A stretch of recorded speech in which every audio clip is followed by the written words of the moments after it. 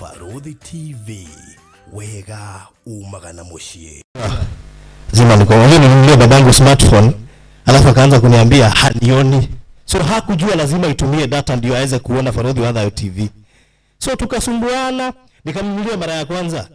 Sasa after kununua nimeishi kumnunulia, jua aliniambia hajui kununua. Nyewe wazazi, nyinyi ni watu wa maana sana. We have to do that. So ingia tafuta Farodhi Wadhayo with B. B-A-R-U-T-H-I. Ili kama ni kutuma umetumwa, utachukua hiyo link ufuadie mwenye amekutuma.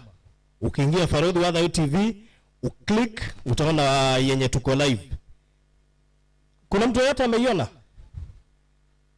Haya, ukiona enda hapo kwa share. You copy the link, alafu uende upaste kwa mwenye labda amekutuma, lakini kama haujatumwa wewe mwenyewe ndio umenunua, basi ingia hapo utazame, uone tuko sawa. Sawa sawa?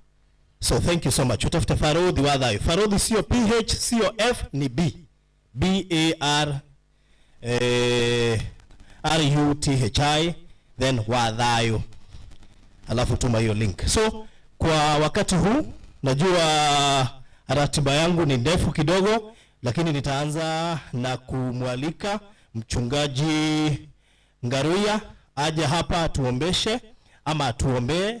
Kiswahili kina ngeli mingi, kwa hivyo ile ngeli utasikia nimeisema ujue kuna ngeli nyingine tofauti. Kwa hivyo yenye nitatumia iko sawa. Karibu sana mchungaji Ngaruya. Welcome. Ukimaliza kutuombea, we have a very beautiful team. Team imetoka Nairobi, na hii team tumeikomboa rasmi kwa sababu ya event ya siku ya leo. Wao ndio watatuongoza na praise and worship. Wamerehearse a whole year kwa sababu ya siku ya leo. Sasa hata mimi nangoja kuwaona. Maana kurehearse a whole year kwa sababu ya event moja, basi tunatarajia hawatatuangusha. So hiyo ndio mbedi yetu siku ya leo. Kwa hivyo akimaliza kuongea na waomba wataamka na pia nyinyi mtaamka ili tuweze kuendelea. Karibu.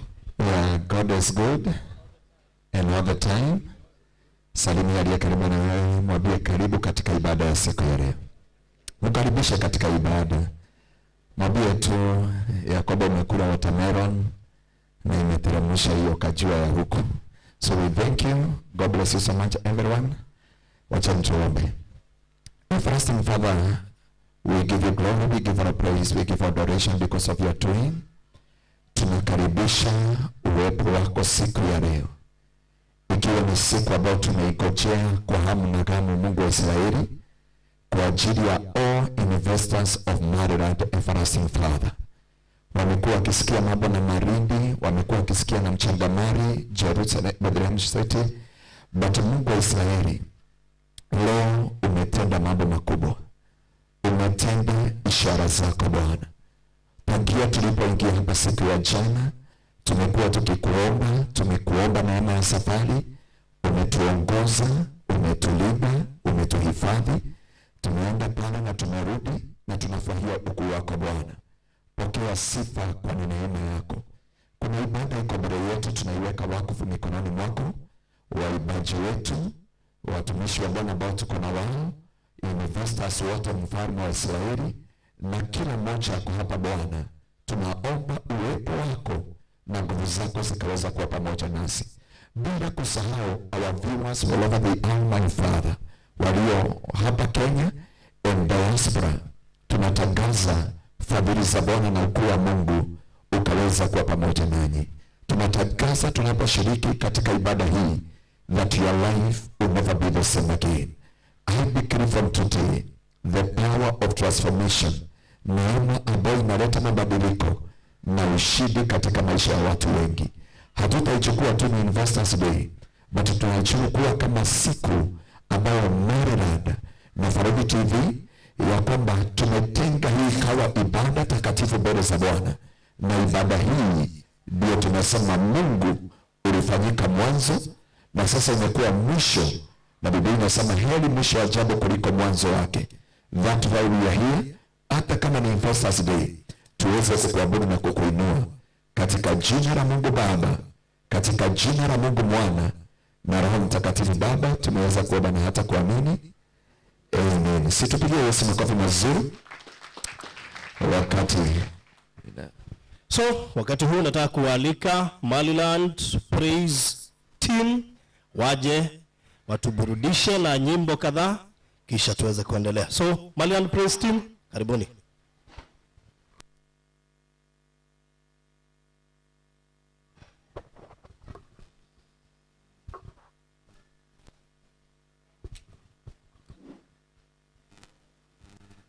Praise God.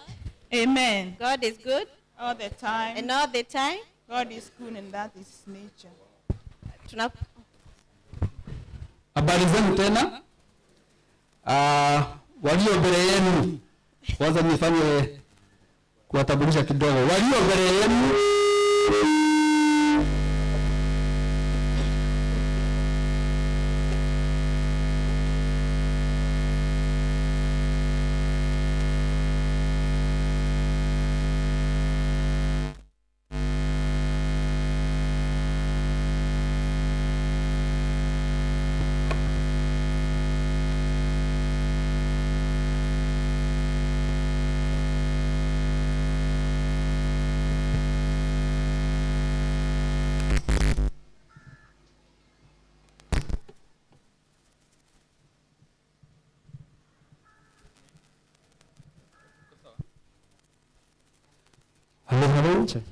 Check. Walio mbele yenu ni kikundi cha Praise and Worship.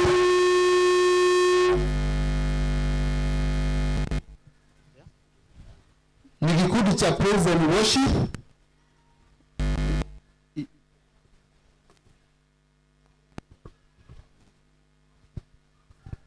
One. Yes.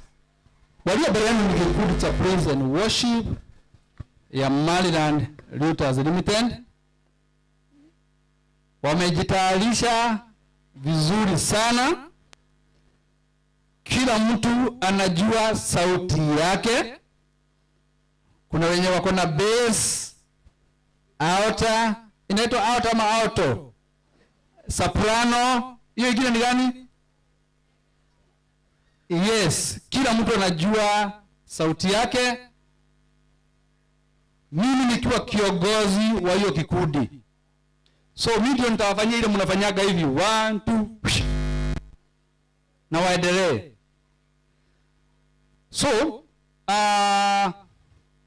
Hawa ni kutuongoza tu, watatuongoza, lakini sisi wote tunataka kumsifu Mwenyezi Mungu. Hatutamsifu kama mmekaa chini, itabidi msimame. Tumsifu Mwenyezi Mungu mpaka biguni ijue kuna kikundi mpya ya Maliland, sababu Mungu amekuwa mwema kwetu.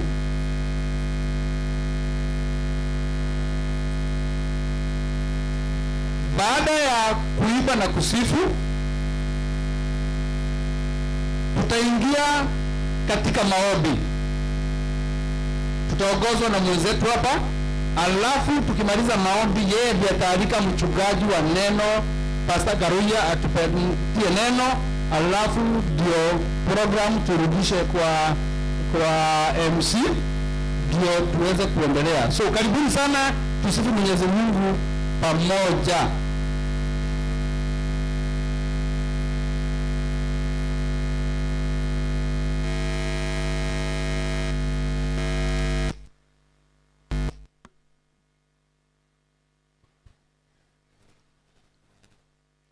Ziko sawa?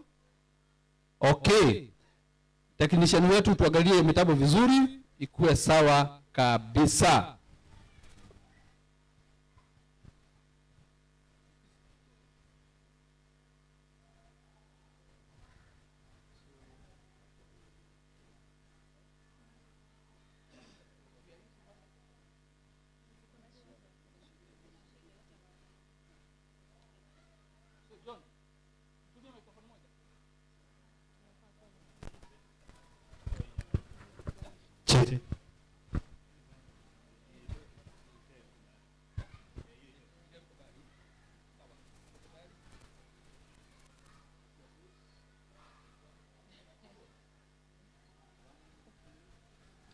Gayore mwega, gayore mwega. Gayore mwega, gayore mwega. Gayore mwega, gayore mwega. Gayore mwega, gayore mwega. Kwa bararia, chadore mwega. Gayore mwega, gayore mwega. Gayore mwega, gayore mwega. Gayore mwega, Gayore mwega. wakorogera, chadore mwega. Gayore mwega, gayore mwega. Gai wakwa, gai wakwa, gai wakwa wa magegania. Gai wakwa, gai wakwa, gai wakwa wa magegania. Orogerwa, orogerwa, orogerwa wa magegania.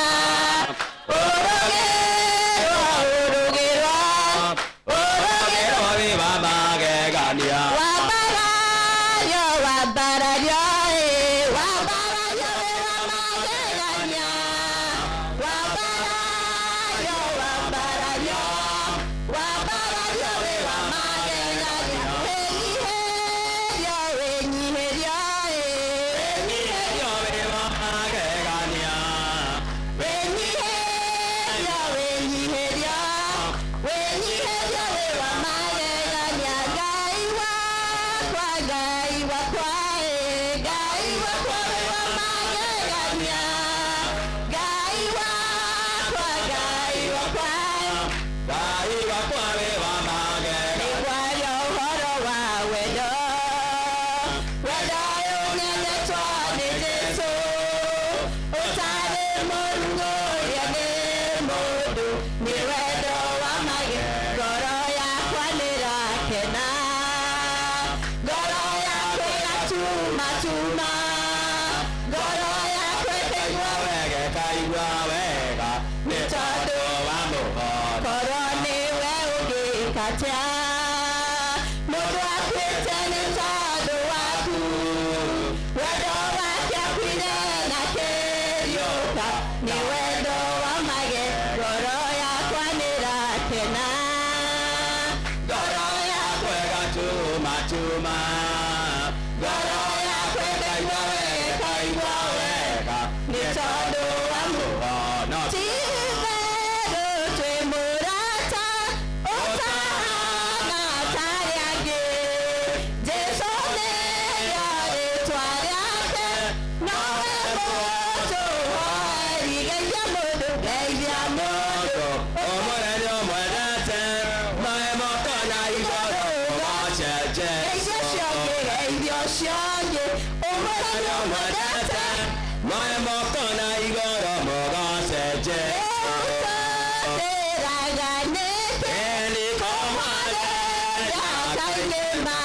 Aiwe Nĩtũgekanĩre nake, tondũ nĩguo endaga. geithia mũndũ, geithia mũndũ. Ũmwe nĩ ũmwendete, Maĩ moko na igũrũ mũgacenje. geithia ũcio ũngĩ. Geithia ũcio ũngĩ, ũmwe nĩ ũmwendete, maĩ moko na igũrũ mũgacenje. Saũlũ ekĩire kanitha wa Filipi, Endelea tondũ ũhoro wa ma, gĩcokagia ngatho nĩ ngwatanĩro yao, nĩ ũndũ wa kũmwenda na makamwenda.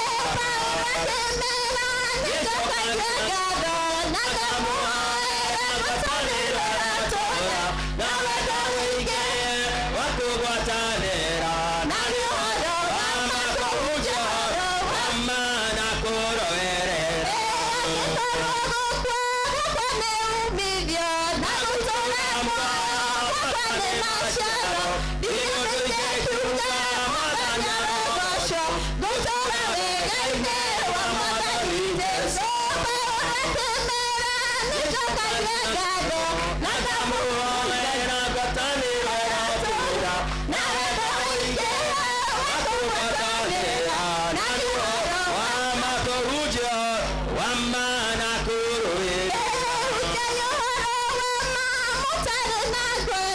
Muri ngwatanĩro na mũgeni, ayatwĩka ikenere. Jesu na murutemere Yona Nakamuhoera gwatanĩrwo rotura na wendo wĩingĩ makũgwatanĩra na nĩ ũhoro wa makũhunjio wa mana kũrũĩrĩra na nĩ ũhoro wa makũhunjio wa mana kũrũĩrĩra hĩndĩ ĩrĩa Isiraeli manyitĩtwo na mĩgwate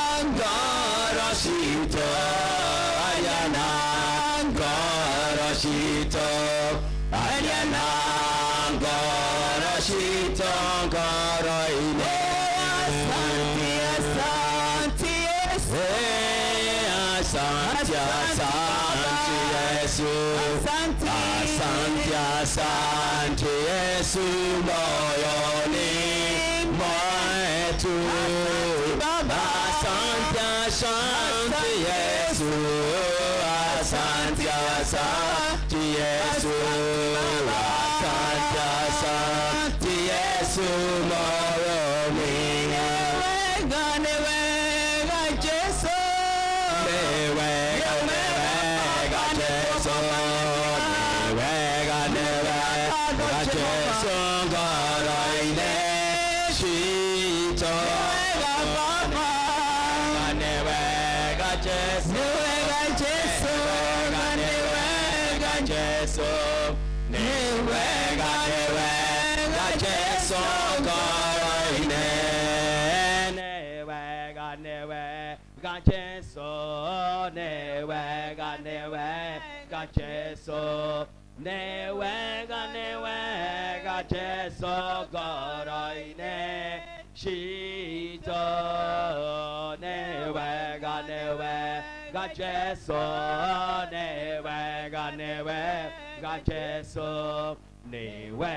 Newega Jesu ngaraine Asante sana Yesu asante Sana Yesu. Fungua kinywa chako mwambie Bwana asante kwa sababu ametenda mambo makuu ya maisha yetu. Ametuneemesha safari ambayo ametulete kusudi ya kukuja siku ya leo, na Mungu amefanya haya mambo, ametenda katika maisha ya kila mmoja wetu. Tulikuwa tunatarajia, na huyu Mungu amefanya tuweze kusimama na hata kufika mahala ambapo tulikuwa tunatarajia. Mashamba yetu ambayo tulikuwa tunaenda kuona tumeiona. Huyu Mungu ni mwaminifu.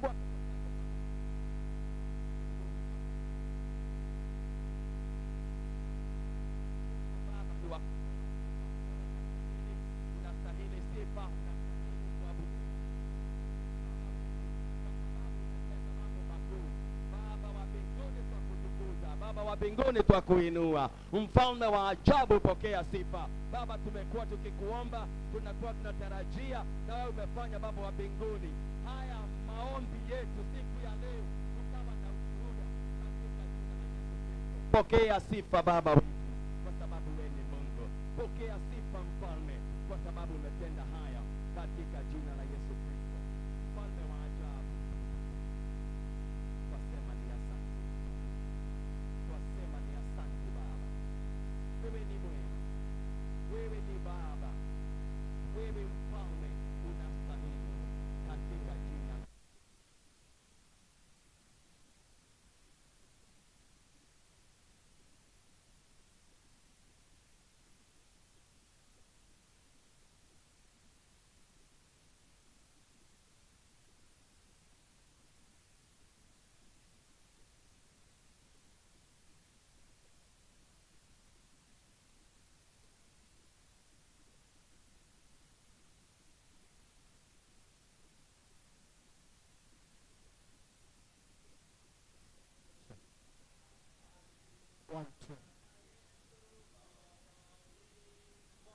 Wangu, asante sana Yesu, asante sana Yesu, asante sana Yesu moyoni. Tuamini, tushukuru. 1 2 Tunakuinua, tunakupa sifa kwa sababu wewe ni Mungu na wewe ni Baba. Baba, tulikuwa tunatarajia siku ya leo, na umefanya tukaweza hata kukanyanga mahali ambapo tumewekeza. Baba wa mbinguni, ilikuwa ombi, na umefanya Baba wa mbinguni kaweza kutimia. Pokea sifa na shukrani kwa sababu imegharimu mkono wako. Safari Baba wa mbinguni ambao tumekuja kutoka wakati Baba wa mbinguni ulifanya kutuana hawa wapendwa. The Maliland Company, Jehovah dear Lord, You have been with them, dear Lord. Abba, Father, them being a pathfinder, them being, Jehovah, dear Lord, enamblers. And this day we are celebrating a great milestone, Jehovah, dear Lord. Pokea sifa kwa sababu hawa wapendwa umewafanya Baba wa mbinguni kuwa baraka kwetu. Nasi Baba kama wawekezaji umefanya siku ya leo tukaweza kukutana Baba wa mbinguni na kuenda mahala ambapo tumewekeza. Pokea sifa kwa sababu yote Baba imegharimu mkono wako. Hawa wapendwa Baba wa mbinguni tuanena baraka juu ya maisha yao. Siku ya leo Baba wa mbinguni tutaishi kuikumbuka. Tumeiweka Baba wa mbinguni wakfu. Tumeiweka Baba hata kwa zile ambazo tumeweka kama tumepiga picha Baba wa mbinguni ndio tukaweza kushuhudia ati siku ya leo ilikuwa siku ya baraka ambao Baba hatutaisahau. Tumekanyanga mahala tumewekeza Baba, tumeona zile beacon hata tumezipiga picha Baba wa mbinguni tukijua wewe ndiye unaelekeza watu wako mahala ambapo kuna utajiri katika jina la Yesu Kristo. Tuwabarikisha hao wapendwa, wacha yale ambao Baba wa mbinguni wamewekeza ndani yake ikaendelea Baba wa mbinguni kupata maradufu katika jina la Yesu Kristo. Wacha hii mpango ambao Baba wa mbinguni hawa wapendwa imeingia kwa akili zao ukawaelekeza kwa hii kampuni Baba, wakaendelea kupata baraka katika jina la Yesu Kristo. Hii kampuni nayo tuikabidhi mikononi mwako. Endelea kuwabariki kiongozi wa hii kampuni, endelea kumbariki Baba. Wale ambao ni wafanyikazi endelea kuwabariki. Hata wakati huu tuendapo kusikia neno lako, tuomba Baba wa mbinguni neno lako nalo likaendelea Baba kuhuisha Baba nafsi zetu na tukapata lishe kutoka kwako. Na kwa sababu mahala ambapo Baba wa mbinguni the altars of the living God are, Jehovah dear Lord, uplifted, you speak blessings, Jehovah dear Lord. How we uplift the altars of the living God. Wacha haya madhabahu yakaendelea kunena juu ya maisha ya watu wako na hii kampuni, kwa sababu Baba ulifanya tukue na ushirika katika jina la Yesu Kristo. Twajiachilia kwako, nina nasi mtumishi wako akisimama mbele zetu Mfalme. Twaomba mafuta yako ikaendelea kutiririka juu yake na yakanena mausia yako, na ni katika jina safi la Yesu Kristo tumeamini na tena tumeomba. Amen. Tuweze kuketi. Tumpigie Bwana makofi.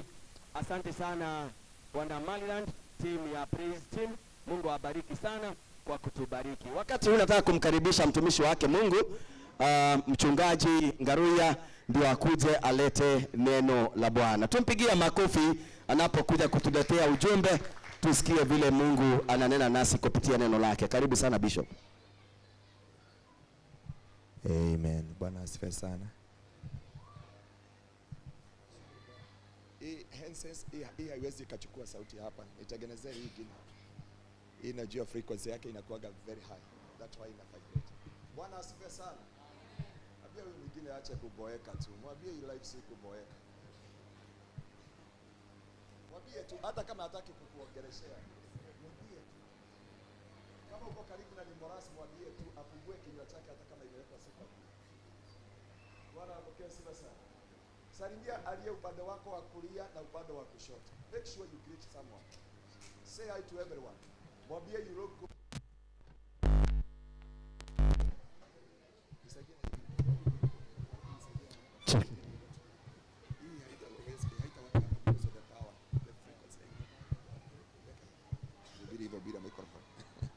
Bwana apokee sifa sana.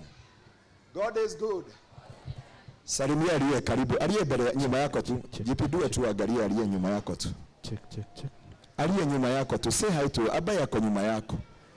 Make sure kuna mtu wako nyuma yako umemsalimia. Na wale wako viti ya nyuma mtoka hapo nje msalimia walio nyuma yenu. Na wao wako hapa mbele msalimia walio nyuma yenu. Kwa hivyo ni watoto wale wako pale nje. Amen. Let us appreciate Marilad praise him. Wamejifundisha mwaka mzima.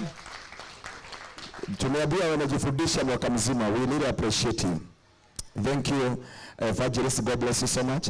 Tuko na elder wote wa kanisa ama wachungaji wako hapa. Wewe ni elder, wewe ni kiongozi wa kanisa. Nionyeshe tu kwa ishara mkono. We normally respect the men of God and the women of God. Amen. Wasimame tu wa appreciate. Simama tu mahali popote ulipo. Mungu anasema usiniaibikie hapa dunia. Simama tu. Amen. Tuko na baba yetu. Ondoka pole pole tu. Biblia inasema give honor. Biblia inasema give honor. Ni morasi ni wewe nauliza. Give honor. Ni morasi ameenda. Hayuko huko. Oh, anatuma link akiwa serious hivyo. Wewe watumishi wa Bwana, sogeni hivi viti ya mbele. Ni mimi nimewapatia. Sogeni hapa. Maana mafuta tunaiheshimu sana. Uliza huyo mwingine hata kama ni ya kasuku, kuja tu hapa mbele. Si bila mnasemaga wachungaji wengine wako na mpaka ya kasuku hata kama ni ya Remis. Najua ya Remis. I wish kama ungenitengenezea hiyo microphone nyingine. Wacha hii. Hii itashika, najua ni vile mlikuwa mnahakisha na hii na hii.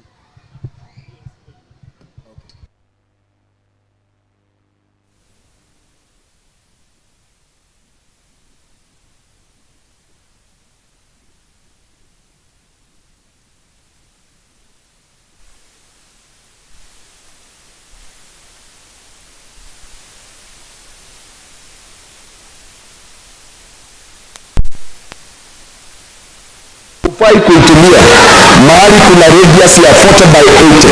Ukiitumia 40/80 inafaa kutumia 80/whatever. So unaitumiaga nje ya kanisa na crusade.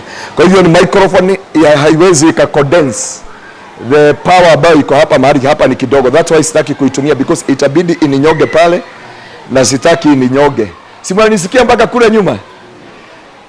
Nimeokoka, Yesu ni Bwana. Thank you Chair of Maryland. Watumishi wote wa Bwana, may God bless you so much. Na Mungu akaweza kuwatendea mambo makubwa na akaweza kuwashidania. Naitwa Dr. Garuya vile mmezoea. Niko na neno 30 minutes only. Na kwa hivyo sitapitisha 30 minutes. Jerero yoge 30 minutes. Mo jerere aterere Kamau. Kamau o jerere aterere 30 minutes. Yeah. Na kama wito. Bwana apokee sifa sana. Yeah, I'll preach 30 minutes only. Only 30 minutes. So there is no problem. Bwana apokee sifa sana. Wale hawasikii Kiswahili? Wale hawasikii Kikuyu? Just only one person. Na anasikiaga ni kuongea, hawezi akaongea. Nitakuambia utasikia siku ya leo. Kikuyu ni lugha ya taifa. Bwana apokee sifa sana.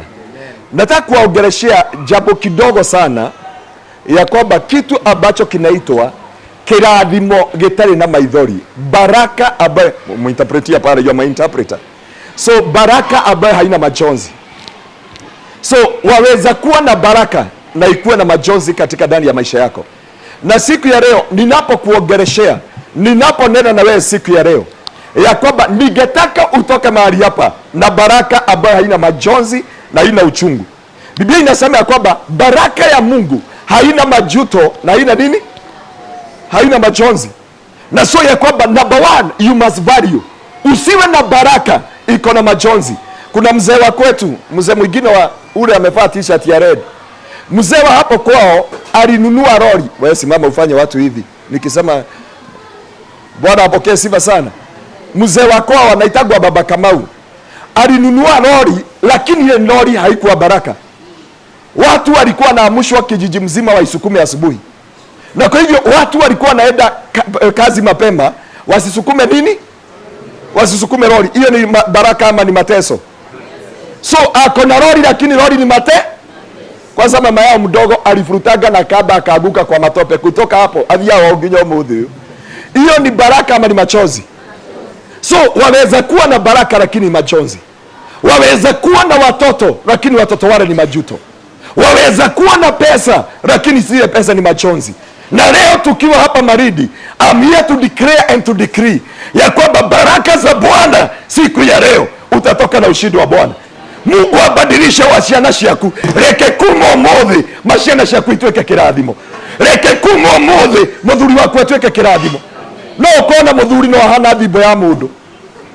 Bwana apokee sifa sana. No ukona mutumia, no mutumia ore ne magerio. Mwathani Ngai agocwo.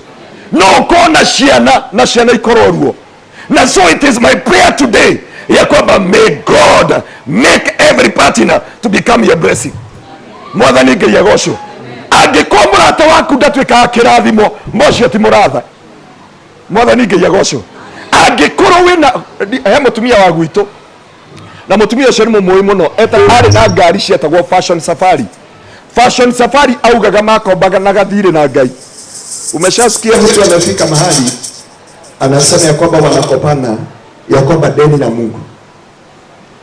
Tungeenda kununua duka yake unless uende umeshika noti imesimama hivi. ikuja kidogo alikuwa na kugoga nayo. Na anakwambia hata kuuzia. Ndio mwenye mnasijua Fashion Safari zilikuwa na sifa sana. Na alikuwa na gari zaidi ya 30 matatu. Hizi mrefu basi. Na ukienda kwa duka yake alitutesa sana. Alikuwa anasema kama Mungu amempita na kitu amempita na dururu. Na wanaobanaga chumvi na Mungu. Lakini saa hii nakwambia ni kijana yake tu mmoja amebaki. Na bagi ya nyanya hadi hata wawajoi. Anauzaga nyanya zile za kwa stage. Watu ambao they were millionaires. You can have money but that money is not a blessing. Waweza kuwa na kila kitu, watoto, marafiki, lakini sio baraka. Waweza kuwa na your siblings but they are not a blessing. Lakini tunaomba siku ya leo, inua mkono wako umwambie Bwana, ninataka nikitoka magharibi nitoke na baraka ambayo haina majuto na haina machozi katika ndani ya maisha yangu. Waweza kununua gari kumalize. Waweza kununua gari. My cousin anaitwa Kamau, ya kwamba ako na gari kubwa, lakini kijana mdogo tu akizaliwa 86, lakini sasa amekufa. Amekuwa na Mercedes, amekuwa na Range Rover, amekuwa na magari. Sijui kuna hii Range Rover Porsche ilikuja na akabia chama mwingine wa kuchia huko Mombasa. Lakini wakati walienda wakafika pale karibu Emali, wakati walifika Emali, yule dereva akamwambia wacha nikusaidie kuendesha gari. Lakini hakujua kulikuwa na deal ya mtu mwingine alikuwa anafanya biashara. So ule mtu alikuwa amesimamisha gari kwa barabara, lori. So walikuwa wanaongea na simu na driver. Wakati alichukua gari, driver hakuweza 100 meter. And my cousin or my brother alikufia hapo na akaacha katoto kama haka. So baadaye hakukufa hivyo, lakini gari yote iliisha 100 meter. Na hata akibrana gari aliona hiyo lori mahali imesimama. Lakini alikufia Kenyatta after 3 days. Lakini hata akili alikuwa anauliza, "Je, my driver ama my friend, can you betray me?" Mbona hapo sifa sana. So there is many people who are not a blessing to your life. Na hii ndio ombi na kilio cha moyo wangu, ya kwamba siku ya leo Mungu akupatie baraka ambayo haina majuto na machozi.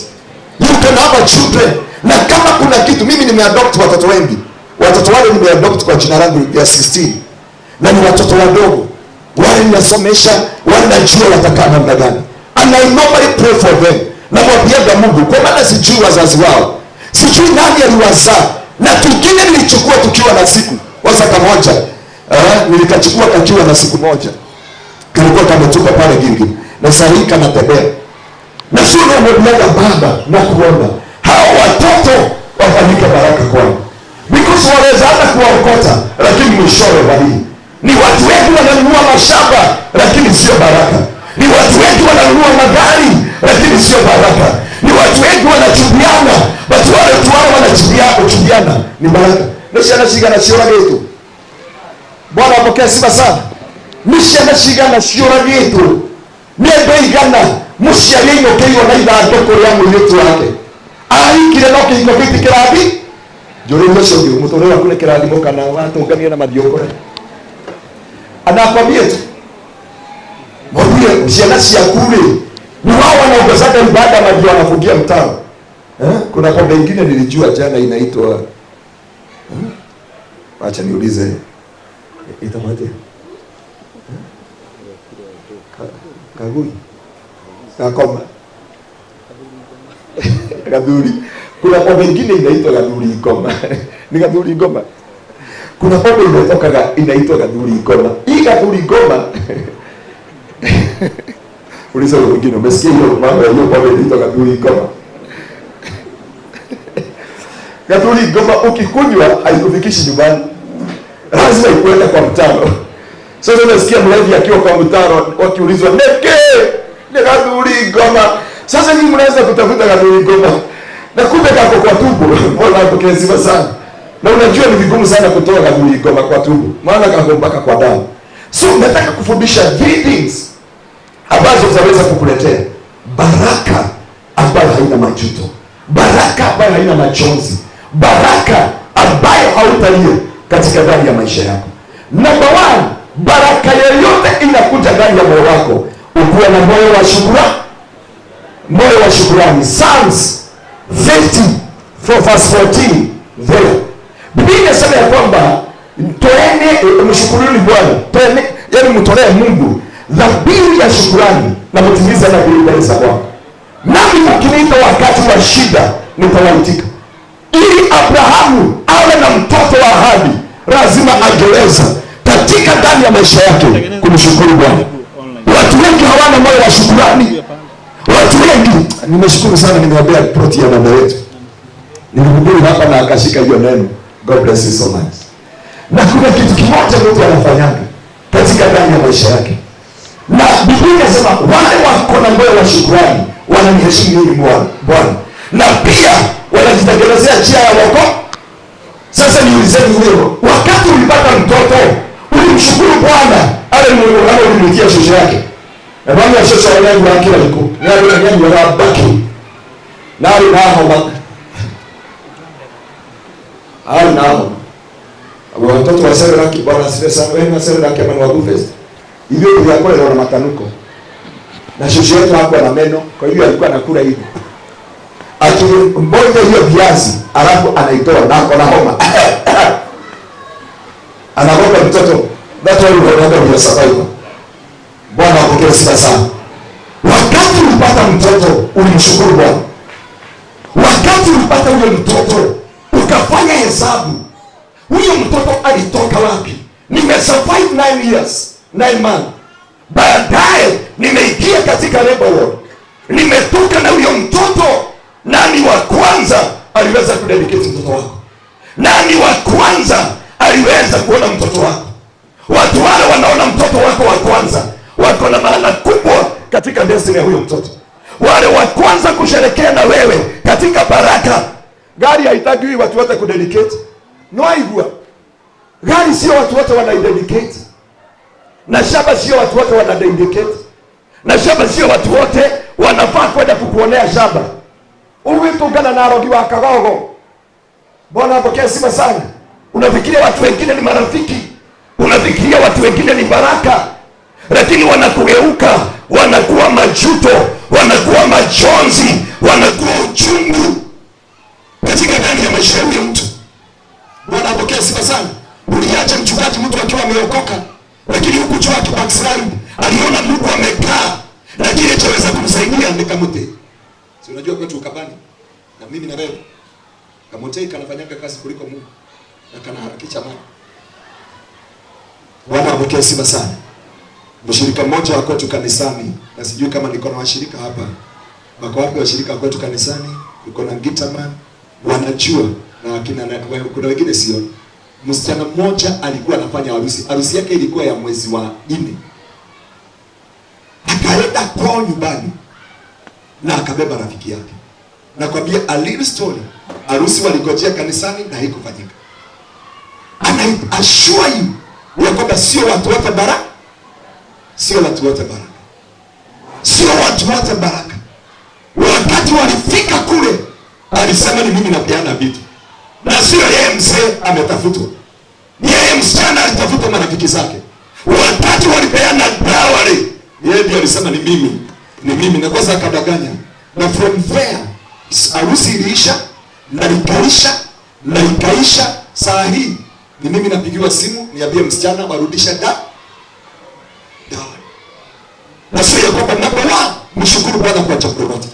Before you celebrate anything, please bring yourself to give the Lord the glory. Because Biblia inasema kwamba give glory and give God honor. Umshukuru Bwana kwa jambo lolote, naye atakuonyesha wokovu wakati wa shida. Wakati utamuita na wakati wa shida. Wakati walikuwa na moyo wa shukrani. Wakati Mungu aliwapeleka mataifa. Wakati Mungu aliwapeleka Ghana. Wakati Mungu aliwapeleka Paris. Wakati Mungu aliwapeleka mataifa. Niko na conference kule UK. Na sitawaambia ni siku gani, maybe ni wiki hii ama next week. Lakini hapa first time wakati nienda UK, wakati nilifika, kitu cha kwanza nilipiga magoti kwa airport kwa ndege kabla nimetua, nikamwambia God, I give you glory. Ya kwamba ambie your neighbor, train yourself to give the Lord the glory. Ukisoma hiyo verse tumesoma the verse 22, inasema nisikilizeni enyi ambao mnamsahau Mungu. Nisije nikawararua in pieces. So watu wengine ni Mungu amewararua. Wanajaribu kuyapewa. wanajaribu kwenda mlimani, ili wamejaribu njia zote, lakini hakuna baraka zinashika mikono. There is no blessing, because ya kwamba yule ambaye anawararua ni Mungu. Psalms 50 verse 22 inasema, nisikilizeni enyi ambao mnasahau Mungu, nisije nikawararua in pieces. So my brother, my sister, please bring yourself to give the Lord the glory. Please bring yourself to give honor unto God. No matter the situation, no matter the circumstance.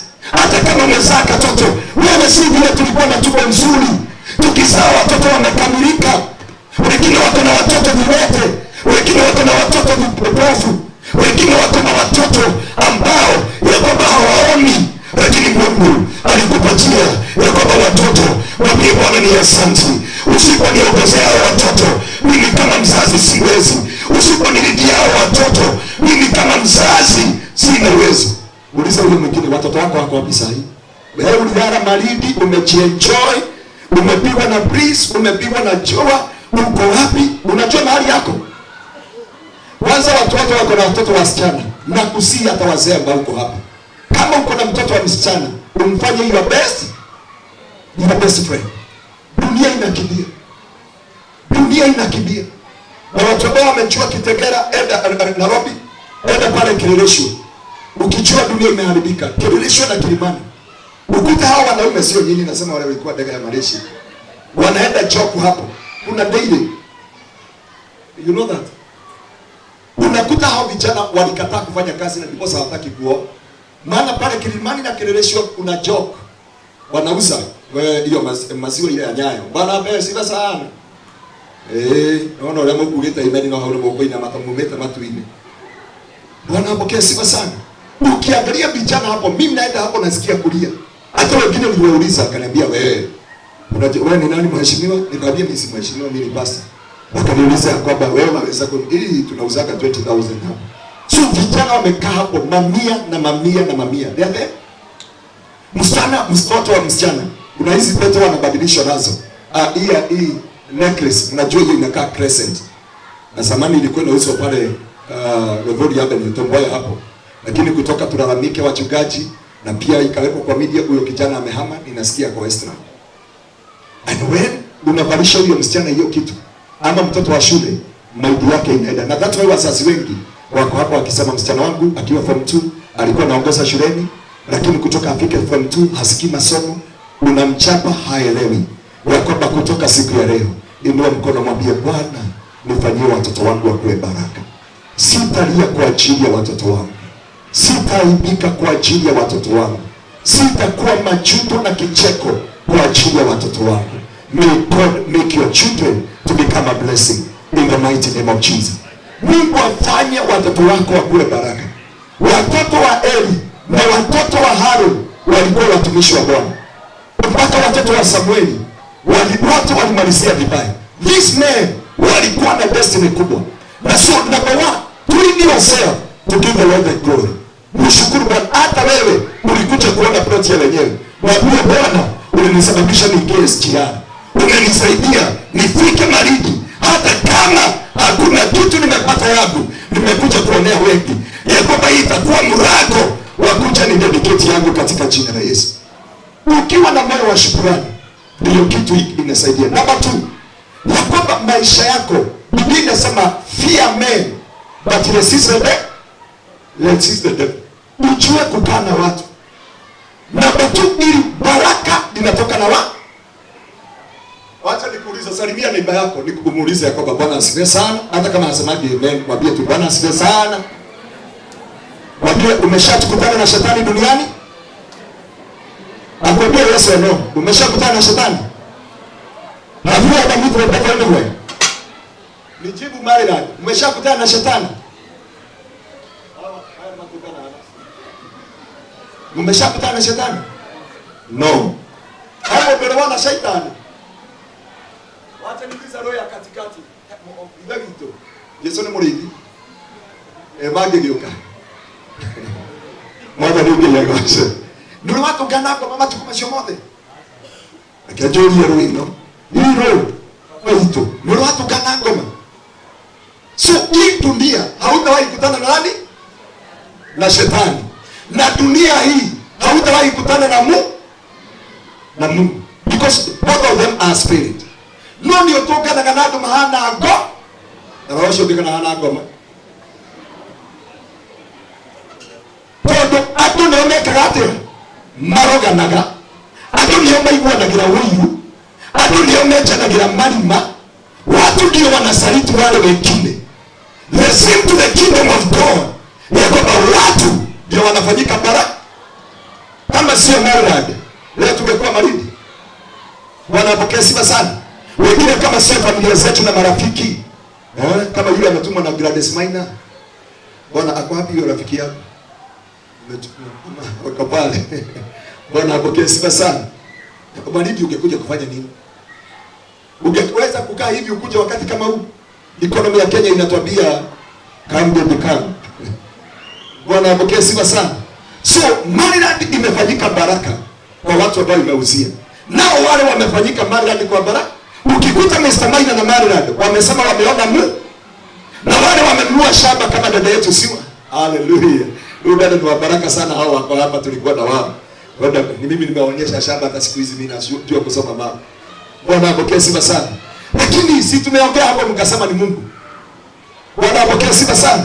Because wameona shamba. So shida ni hii.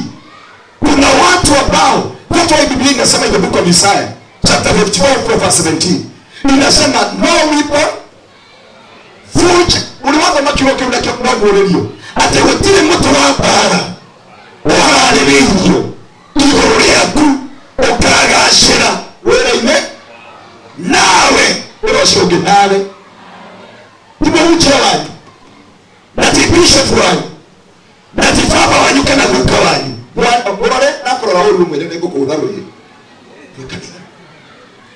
mwadhani ngiya goso hapo da musiali wangu nokeru. Bwana apokea sifa sana.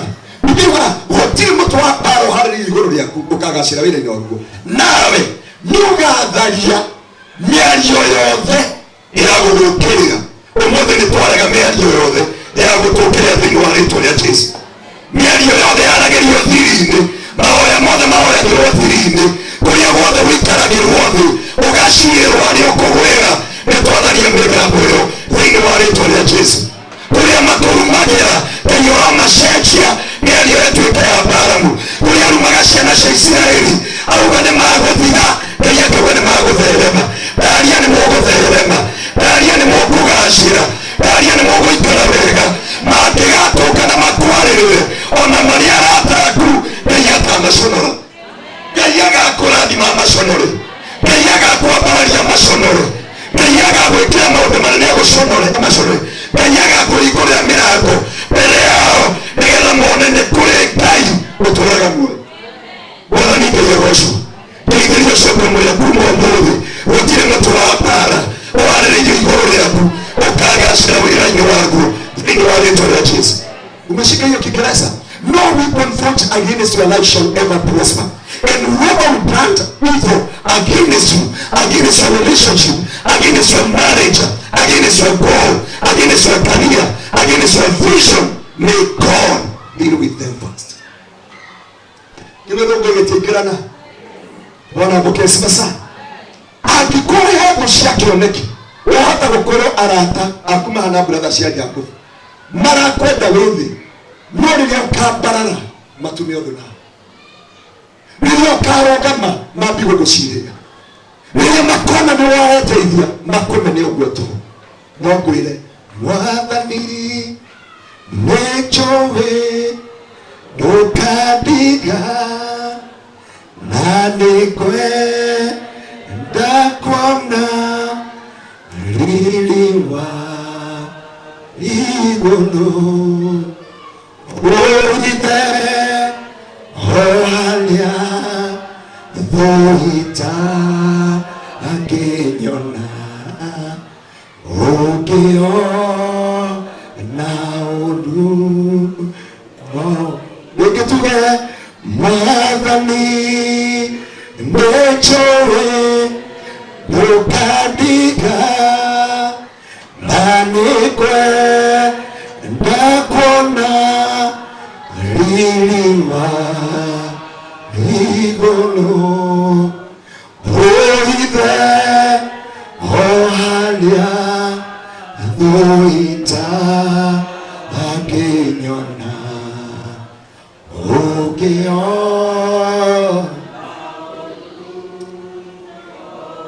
ero cionke ngai angĩkorwo na ũru ũgegagũkora agakũhitha mũhoere ũmũthĩ anaremwo nĩ kwĩhoera matigisalimie mwambie musalimie maitũ itũ geithia mũndũ hau onokorwo matirageithĩka Bwana apokee sifa sana maybe kanitha ũtigwo mũthomaga rĩngĩ gũkũ tigwo mũthomaga rĩngĩ wĩ hana ta my brother he kanitha kao acio Bwana apokee sifa sana no ndagũthaitha ũmũthĩ ngai angĩkona ũru agakũhitha ũngĩkenjerwo iriku ngai agakũhitha Bwana apokee sifa sana tondũ kĩrathimo kĩngĩ gĩtarĩ maithori manĩrĩrĩa ũgakona arata matarĩ wĩiru nawe nĩrĩrĩa ũgakona andũ mũciaranĩirwo nao matarĩ wĩiru nawe ningĩ rĩrĩa ũgakona andũ a bamĩrĩ yanyu matarĩ wĩiru nawe mangĩkona warathimwo mametĩaga nawe mangĩkona wambarario metĩaga nawe mangĩkona warathimwo maugaga ũyũ nĩ mũrata wakwa ngai agakũhe andũ ta acio thĩinĩ wa rĩĩtwa rĩa Jesũ angĩkũhe kĩrathimo ngai angĩkũhe nĩ kĩrathimo kĩa andũ angĩkũhe kĩrathimo ngai witũ angĩkũhe kũrũngo nĩathurire mwathani ngai agoca maina wa marĩra he kĩhunjio twahunjirie na kũrĩa runda kawea ndwĩkĩra mũrata ũngĩkona wonje wakwa ũkaũnjĩre mũndũ wa ngai na haha wĩna ihũha nĩguo kũhiũha mũndũ arwaraga nginya ona bata akarĩra Bwana apokee sifa sana ũthiaga ta mũthigari tarĩkĩrĩra Bwana apokee sifa sana nĩiũha no ũngĩkona ndĩna ihũha rĩu tiga kwĩnjambie mahumbĩra mũndũ wa ngai Bwana apokee sifa sana nĩgetha wakinya handũ na mũndũ wa ngai ndagũthaitha ũmũthĩ wĩre ngai mwathani Jesũ reke andũ arĩa ingĩcera nao makandwĩkĩra kĩrathimo makandwĩkĩra mũrata thĩinĩ wa rĩĩtwa rĩa Jesũ. Kuna kitu nimeobserve nilikuwa nataka kuwauliza kama your sisters nikasahau, lakini ndio ile mwakendanira unaona plot yake na yule mwingine ameona, yani kama ungekuwa pale mimi watu wale nimetupeleka furaha ilikuwa mingi bwana watu wale ndo marara kama magopena ni akwa makenete nginya tukiumira tu wakati huu ya my sister tandere ona akegeria ajira atirĩ no mũthĩ watheka mũno ndamwĩra nĩ arata ndatũngana nao Bwana apokee sifa sana tondũ ũcio ũngĩ ũratũngana mũrata hana ngai kana mũrata hana ngoma Bwana apokee sifa sana mũrata hana ngoma ndendaga kuona ciana cia gwĩkĩra kacukuru ndendaga kuona ciana cia gwĩgĩtherema ndendaga kuona gũthitwa na tharebo no mũrata wa ngai Ngeithĩrio cio na ndũkamũrekie guoko na ndũkamũrekie tu tondũ nĩ kũrĩkithia arĩkie mũthĩ ona ndiarĩkia ndagĩka 30 iria ngũhetwo ũmwĩre ciugo ici ndũkanjethe harĩa ũrandigĩte inaĩ mwathani nĩanderindie aratwara thabarĩ ya ina kĩrathimo rĩu no nginya tũine ũmũthĩ kĩrathimo kĩrathikio kĩa ũmũthĩ Ukiwa kwa kitu namwe amuthenya akemundu meru omuthenya na maundu meru ndukajethe ũrandigĩte irai mwathani nĩaranjeririe aratwara thabarĩ ya irathimo omuthenya kĩrathimo kĩerũ omuthenya ĩro cio ngĩ hĩndĩ ĩyo ngĩthiĩ ngoka kuonanĩra na ngĩonaga yakwa tondũ guo nĩ kũrĩ Ngai ũrathimanaga na nĩ kũrĩ Ngai wĩkaga maũndũ mega Ngai arogũhetanĩra maũndũ macio merĩ ndakũhunjĩria mũthenya wa ũmũthĩ na nĩ tondũ ihinda ritũ Bwana apokee sifa ndĩrona MC aranjĩra mathaa tondũ mũmenye no tũrĩthiĩ kũrũra gũkũ no Ngai agũtwĩkĩre nginya ciana ciaku na Ngai acia arata magacitwĩkĩra kĩrathi magatuĩka platform tondũ rĩmwe aciari marĩ mũgenaga ruo matikwenda kwanyu gũtirĩ mũciari wendaga mwana wake akĩnyua gũtirĩ mũciari wendaga mwana wake akĩũra gũtirĩ mũciari wendaga kuona mwana wake ena ruo gũtirĩ mũciari ũkenagĩrĩra hĩndĩ mwana wake araherithĩka mwathani Ngai agoce Ngai atwĩkĩre ciana ciaku andũ arĩa ikanyitana nĩ ũranyona handũ na ciana 5 university ndĩna ciana 5 university 5 ciana 5 si university no nĩ hoyagĩra ciana ici onoko ti ni ithe na ti ni nyina mbona apokea sifa sana ni mahoya gira muthenya umwe tondinda matwikeire kirathimo makadwekera kirathimo na magigakinya handu ya kwamba matungana na bad company taru andu angi haha ri tutikire twanyua tiga ni ara ni arata tutikire na mathina maria tukoragwo namo tiga arata na Ngai arokuhe kirathimo gia ciana aroturia ciana ciaku na thai aroturia ciana ciaku na gikeno aroturia gikeno giaku Ngai akwe andu mangigutwikira kirathimo ati mwaikarathimo kauga na kahaksi twaikarathimo twario no mwathani Ngai agoca ndukagaria arata magagotiga ndio makagacira nawe ndugacirite magotiga Ngai agatuma unyitane na andu makerana onoko ni kioje no tuguthi nake ndio ndio thome ndio na time ya three mighty men of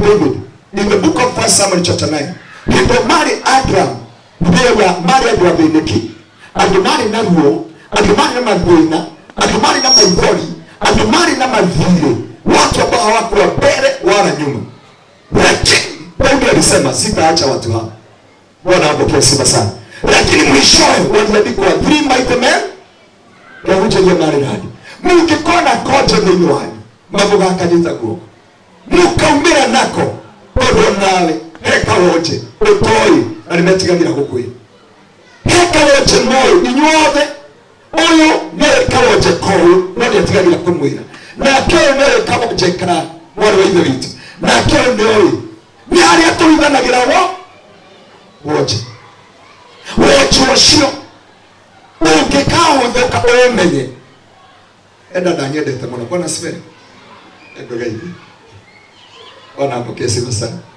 huyu dada Marodhi yawe siri ya uru nimetumia ene Bwana ndesiwa sana lakini huyu dada wakati tulimuona mara ya kwanza Ngai ile muligo wako mwayagira na sorry nikugo mungu I pray for her every onongithi diary taruye korwo na diary nyanya ninyande kagaria ehokeku nani aria maragia wega na aria maragia uru ndi mera Ngai maiga matuko maingi ndi mahoyagira muthenya mwe ndamurorie kuguru gwake Bwana asifiwe sana ndari kuguru kumwe no menya uguo ndari kuguru na ndungimenya ora ndanamenya ni kinde mutwarire nginya kuba kone mugunda but my heart no unyite wega ni akaperafu matikamirehe undu ungi na muthuri wakwa hure eros kana vile yo Bwana apokee sifa Bwana pesi but ndungimenya ora ndari na kuguru uwa ndothe magwetha nawe guku ni andu mendaga uru wena matiko kwarageria ni magukwariria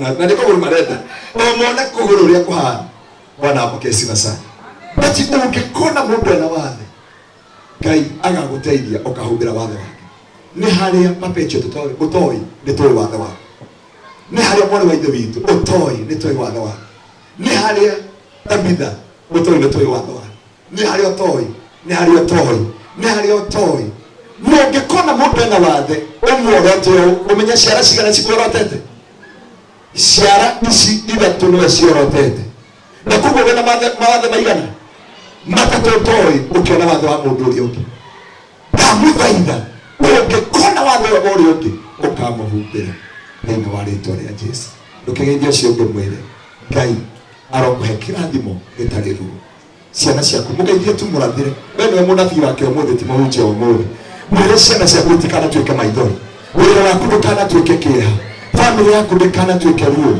ngari ndikana kurage ndikana kurenge maguru ndikana kinye mbirira-ini matuko maku matari makinyu ndakoera lifespan thini wa ritwa ria Jesu ndakoera muturire muraihu ndakoera miaka mingi ndakoera thayo wa muturire Ngai angekora muthuri ukorwo nduri ndagakorwo thutha wa mundu ndakorwo muthuri kirathimo tondu no uheyo muthuri maithori na kieha no ni kuri mundu kirathimo kana mutumia ungi gutwikira kirathimo wenda uthomere Biblia Gikuyu tu na cio nicio ndenda kumatiga nacio no guthoma turathoma tu Exodus 23 nikie mwari wa 24 hiki nikio kirathimo andu a Ngai kumutigira na hiki nikio kumwariria na nimukaririkanaga kuma Bethlehem City na Bethlehem City mane kwa Jesu itwaciarirwo na ne ogicoko gitu ya kinyira muthia ni woruo na ngarama yothe Ngai arotura gukenetie muturire waku wothe nginya gogoto akugitirite Mungu akutendee mambo mazuri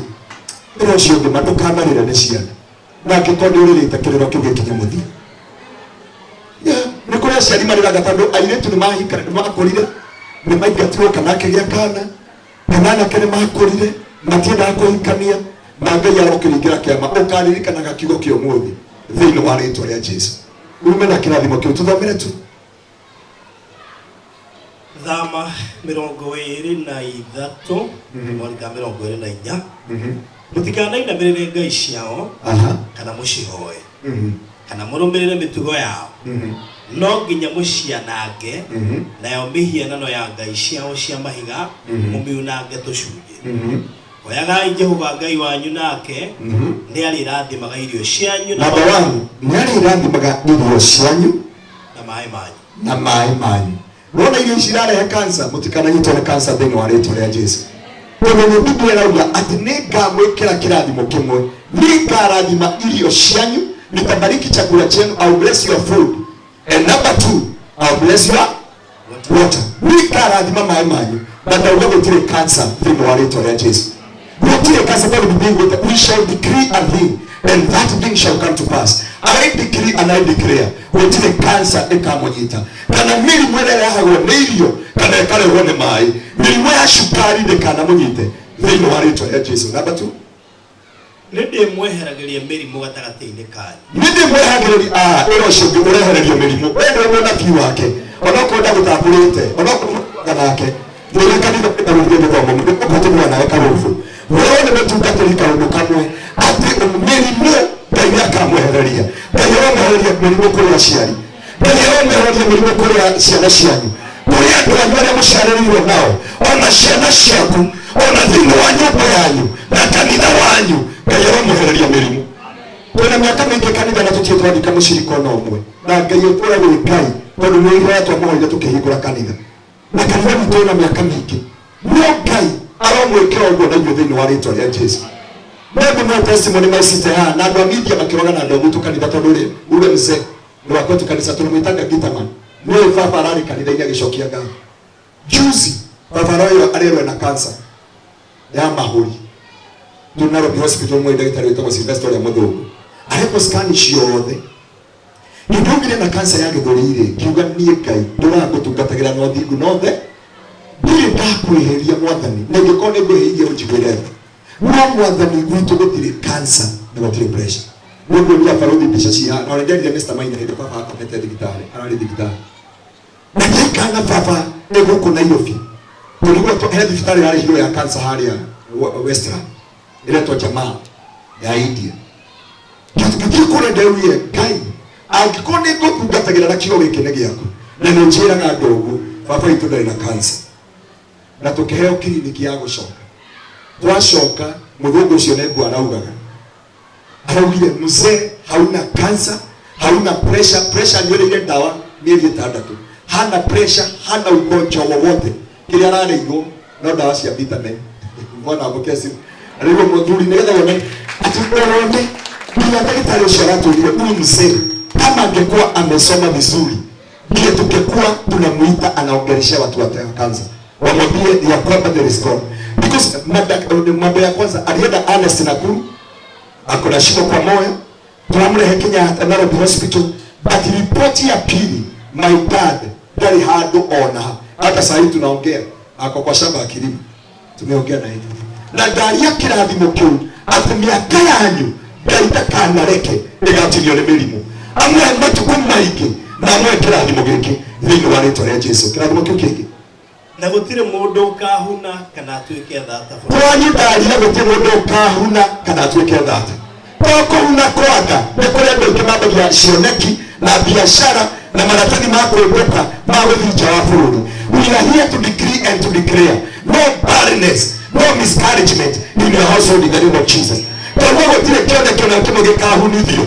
Acio matũhoyagĩra ũũru, acio mabangaga ũũru igũrũ ritũ, acio matũhoyagĩra tũthire, acio matũbangagĩra tũthire, acio matũiguagĩra ũũru. Oh my God, matikareka cioneki cianyu ihune, gũtika miscarriage thĩinĩ wa mĩtũrĩre yanyu thĩinĩ wa rĩtwa rĩa Jesu. Na kĩa mũico nĩ mukinyagiria matuko maria mwathereirwo ma gutura muoyo. Nende mukinyagiria, I'll give you long life. I'm a nice man. I'll give you. Salimia aliye na wewe mwambie nimekutabiria maisha mengi. Unoko ndio watu kama unabii. Umuthi murathire. Unoko nda kugethi murie kare we undogaga. Niwe kumuria. Ukiri mundu arega kwenda mundu atura maturire murathuri. Eti kona nia na kauru. Na mundu hakuwe na sabe witu amundeithirie. Sabe iria ure muthuri mwega mona ehorereire gwetagwo Obadia. Na nĩ mwamenya Obadia ũrĩa atũngania na Ngai thĩinĩ wa Biblia. Nĩngwendaga kũruta kiugo thĩinĩ wa Obadia no mathaa nĩ mathiru. Ngeithĩria ũcio ũngĩ mwĩre Ngai arokũhe matukũ maingĩ. May God give you a lifespan. Mwambie tu you may live long.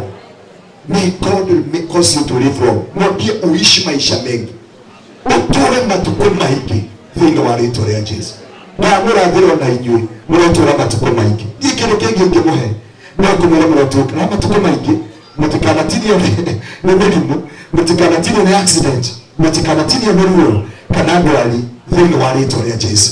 Ambararia moko maku kwĩ Ngai. Rũgama tu ndagĩka ĩmwe tu tũrĩkie nĩgetha tũthiĩ na hau hangĩ.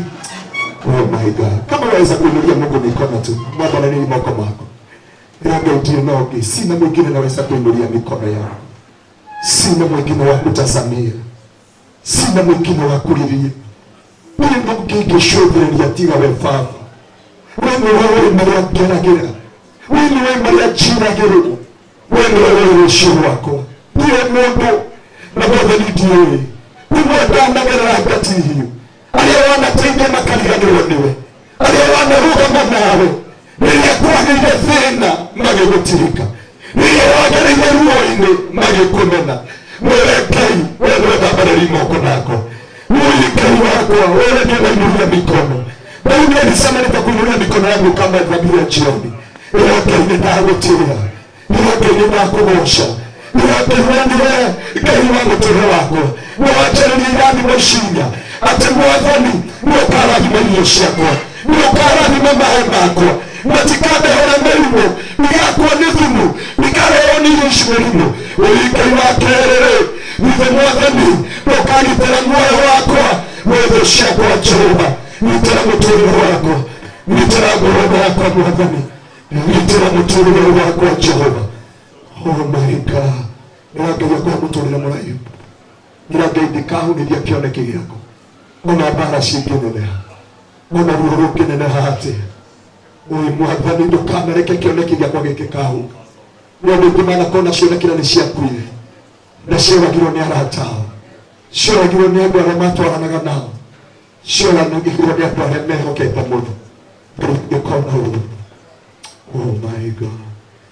Igũrũ rĩa maũndũ mothe wĩ Ngai wĩkaga magegania ũihũrĩte hinya na nĩkĩo ngoro yakwa ĩiyũire gĩkeno nĩ kũmenya ndĩ nawe wĩ mũndũ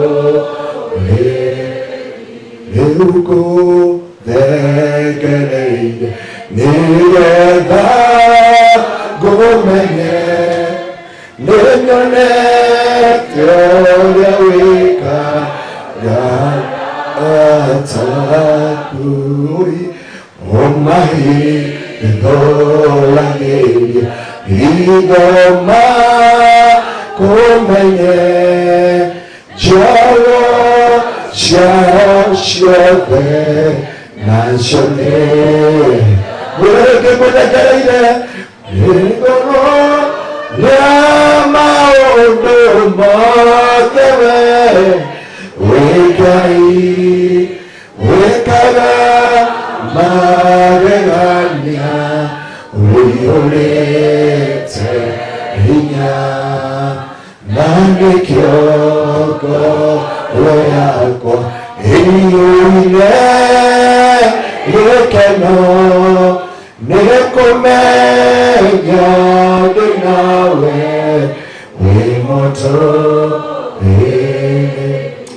Mwathani wĩ mũtũrĩre witũ Ngai, ona rĩrĩa twenjerwo marima tũtoĩ, ona rĩrĩa twamenwo tũtoĩ, ona rĩrĩa Jehova tũbangĩirwo moru tũtoĩ, we nĩwe mũtũrũĩrĩri, we nĩwe mũtũrũĩrĩri gatũrũme ka ũthingu. Rĩrĩa twanaноgia andũ Jehova, Mwathani wanoka no gatũririkana.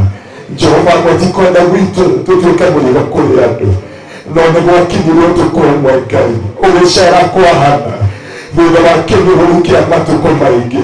Ũrikũrĩ andũ mehaha maratũthikĩrĩria na gũtwĩrorera, kũrĩ mehaha Ngai marĩrĩte for many years, but today God have your way upon their life. Honia mĩtũrĩre yao, honia mĩtũrĩre yao, honia mĩtũrĩre yao, honia mĩtũrĩre yao, honia mĩtũrĩre yao. Mekĩre kĩama kĩmwe tu, maringĩre kĩama ũkirie kanua ka Penina. Wamaringĩire kĩama kĩmwe na kanua ka Penina gatiaririe rĩngĩ. Nĩ kũrĩ matũmenaga tũhũ, nĩ kũrĩ marirwo ndeto citũ magĩtũmena tũhũ, nĩ kũrĩ monire mĩtũrĩre-inĩ itũ magĩtũmena tũhũ, nĩ kũrĩ monire ũrĩa twarikaga magĩtũmena tũhũ, nĩ kũrĩ monire kĩrathimo kĩa Ngai igũrũ rĩaku magĩkũmena tũhũ. No reke Ngai akũhotanĩre agwĩke maũndũ mega. Thũ ciakwa ngwenda gũkĩmwĩra mũtikakenerere, tondũ ona ndagwa no ndiũkĩra, nyũmũkaga nĩ ndathirire, nyũmũndaragĩra matukũ, mũthekaga mũgakĩrĩkia, Ngai no mwonaga. Thũ ciakwa ngwenda gũkĩmwĩra mũtikakenerere, tondũ ona ndagwa no ndiũkĩra, nyũmũkaga nĩ ndathirire, nyũmũndaragĩra matukũ, mũthekaga mũgakĩrĩkia, Ngai no mwonaga. No kĩbungo kĩu kiugaga atĩ he mũthenya ũrĩkinya njĩtĩkĩrwo theri-inĩ, Ngai atũme mũthenya waku ũngĩ, Mungu afanye siku yako ipambazuke na baraka za Bwana zibarikiwe na wewe. To God be the glory. May God bless you so much. Na Mungu aweze kuwatendea mema. In Jesus' name.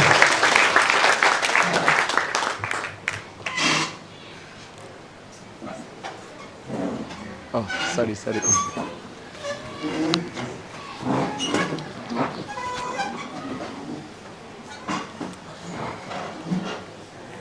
Good. Gwĩciria tuthiĩte ikinya rĩega, na nadhani tuko karibu tumebakisha nafikiri mambo tu kidogo tu ili tuweze kufika ile awamu ya kukula. Unajua pia lisha ni kitu muhimu, si ndio? So I'm happy for your patience, na sababu sitaki, unajua pia maybe wazee wanaweza tukubalia tukakae kidogo, lakini Gen Z wanatupeleka mbio. Na ujue bado wako hapa. Hebu angalia mwingine ujue kama ni Generation X, Millennial, Baby Boomer ama Lost Generation, kuna Silent Generation. So wakinyamaza ujue ni silent. Kwa hivyo ni wa kitambo, ni neema ako nayo. Kuna Gen Z hapa between 12 to 27 years. Hao ndio Gen Z. Wako? Wewe ni Gen Z? Haya, wewe ni Gen Z? Haya, kuna mmoja hapo waweo. Wewe ni Gen Z? Kuja hapa. Kuja hapa. So, Maryland tayari wako na Gen Z. Okay, sitaki kusema kwa Faruthi TV ni kama wote ni Gen Z. Lakini tutawaona na watajisema, si ndio? So, at least Maryland wako na Gen Z mmoja, au wengine ni Lost Generation. Millennials. Mpaka Juba. Unakaa Generation X. Nafikiri wewe ndiye mzee kwa shida, si ndio? Nafikiri. So, hawa watu is a very special generation. Na hii generation haitaki ati kupita shortcut ama chini ya maji. Nafikiri millennials walikuwa chini ya maji, sasa mmepitwa. Hawa hataki stories za chini ya maji. These people, they need clarity, credibility. Hataki ati mpitie sijui kusema ati title itatoka ati tungoje sijui tufanye nini. Wanataka kama unauza kitu tuonyeshe title. Si ndio? Let me tell you, nimefurahia Maryland kuna Gen Z. Juu tutasaidiana na yeye kupeanga huyu mzee pressure. Huyu mzee anasema ati hata yeye ni kama tu Gen Z. Na unajua nilikaa na yeye siku na hii nywele ya white ikakuja. So nimeanza kukua mzee. Lakini mimi ni kijana. So get your well. As we go on, nilikuwa nasema Gen Z wanataka mambo ya transparency. So these are the people wenye watafanya hii nchi ibadilike. Most of you hapa najua mmechezwa, mmedanganywa, mmepitishiwa magumu. I even have one of the client mwenye ametumana hapa aliniambia nimuulizie title yake sijui ilifaa itoke 2014 lakini hata sasa haijatoka. Maana nilitumana huko Survey of Kenya bado haijatoka.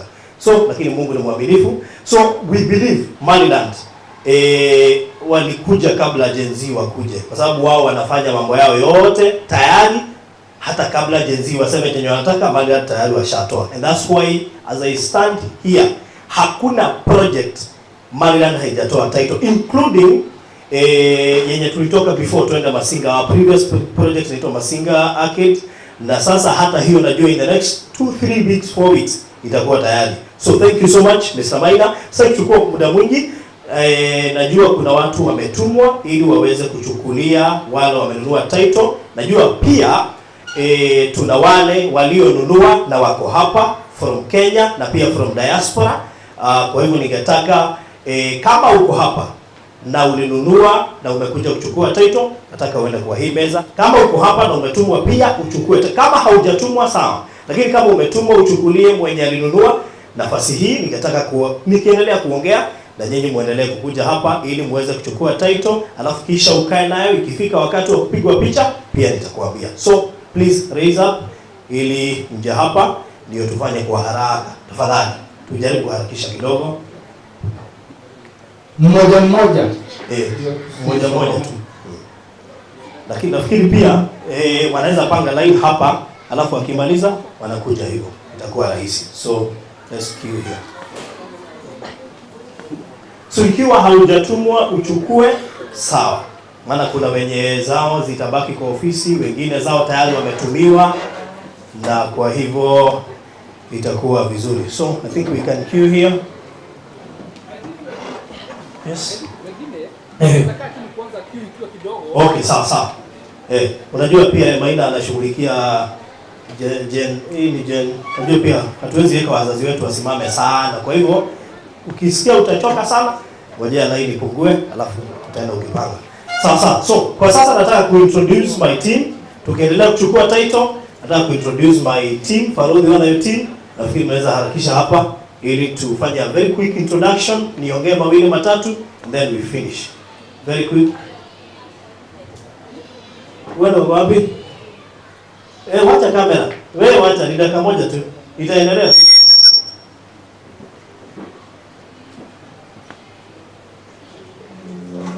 Banda na wapi? Huku. Okay. Haya, si wasimamie. Utawafanya introduction. Wafanye introduction. Unaambia mtu ainue mkono. Kuja hapa. Bwana asifiwe. My name is Jane Rose from Farodhi Wadhayo. Songa hapa.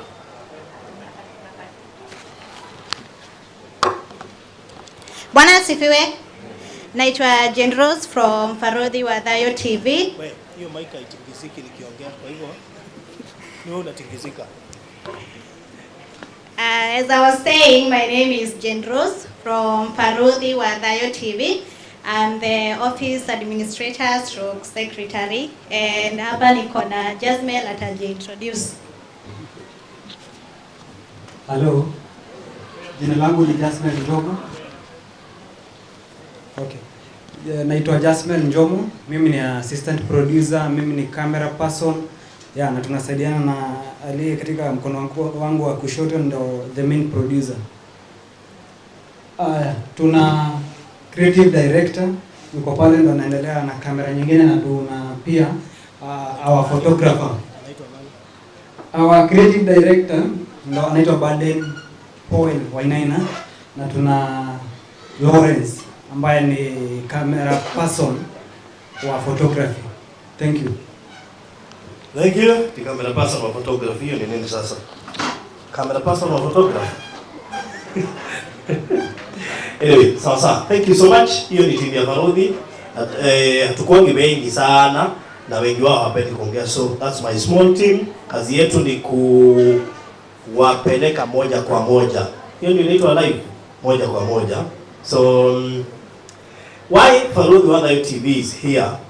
It is because we are part and parcel of Maniland. Hata kama tuko kampuni mbili tofauti,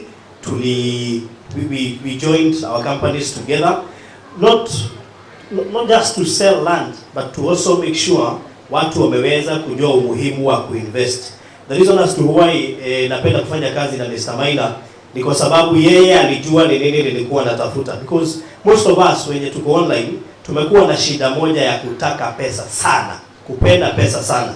Mimi nafanya kazi kwa radio, and I remember back then when I was a full-time radio presenter, tulikuwa na shida ya kutangaza mashamba, alafu watu wananyimwa title, lakini hatukuwa tunafikia sana, maana kazi yako ni kuletewa ile advertisement, ufanye pale, ukishamaliza watu wanunue, hautaki kujua kutoka hapo mambo yataendaje. But when there's a time I quitted media na nikafocus na hii yangu, hapo ndio nilijua kuna umuhimu wa kutaka kuwa na huyu customer na kusikiza vile anasema. Na I remember immediately after kutoka, tulikaa chini na Mr. Maina, nikamwambia you need to assure me if I have to work with you so that I can assure my online followers wamenunua shamba. Most of them wamenagaiwa, wameibiwa, wamekoniwa, they have wasted a lot of money. So we agreed na Mr. Maina. There's a choice. Unaweza kuwa na choice ya kukua mtu serious kwa maisha, unaweza kuwa na choice ya kuwa mtu honest kwa maisha, and we agreed that tutafanya kazi pamoja only on one condition: we have to be truthful men. Sawa sawa. And that is why today I'm proud. We have done so many projects. I think now we are about 20 projects. The 20 projects ni kumaanisha is a lot of plots.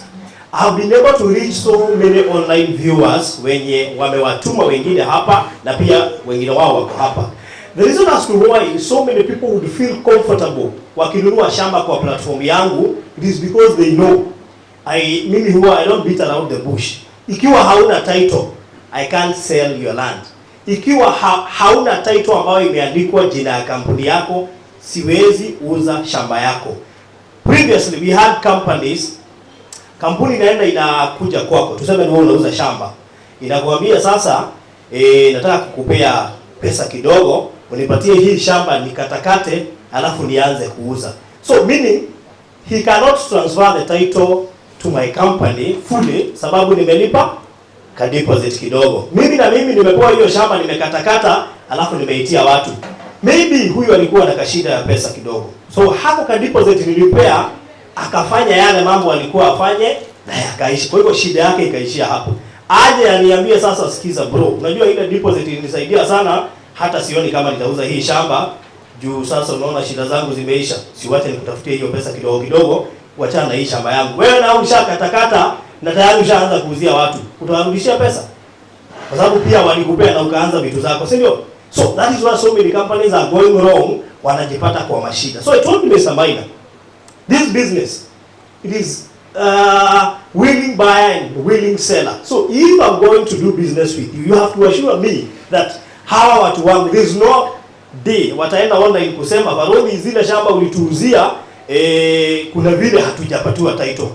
So far we've gone for around 3 years to sign contract ya mwaka wa 4 tumeisainia kule Zanzibar. Na nataka pia nimshukuru maana alisema hatutaisainia hapa, tukaenda kuisainia Zanzibar. So may God bless you so much. Kusign contract kama kukuwa nafanya kazi na Maniland kwangu sio furaha sana kama kuhakikisha umeridhika na umepatiwa title deed yako. Maana hata nikikula hiyo pesa na wewe haujaridhika, hujapewa title, sina amani.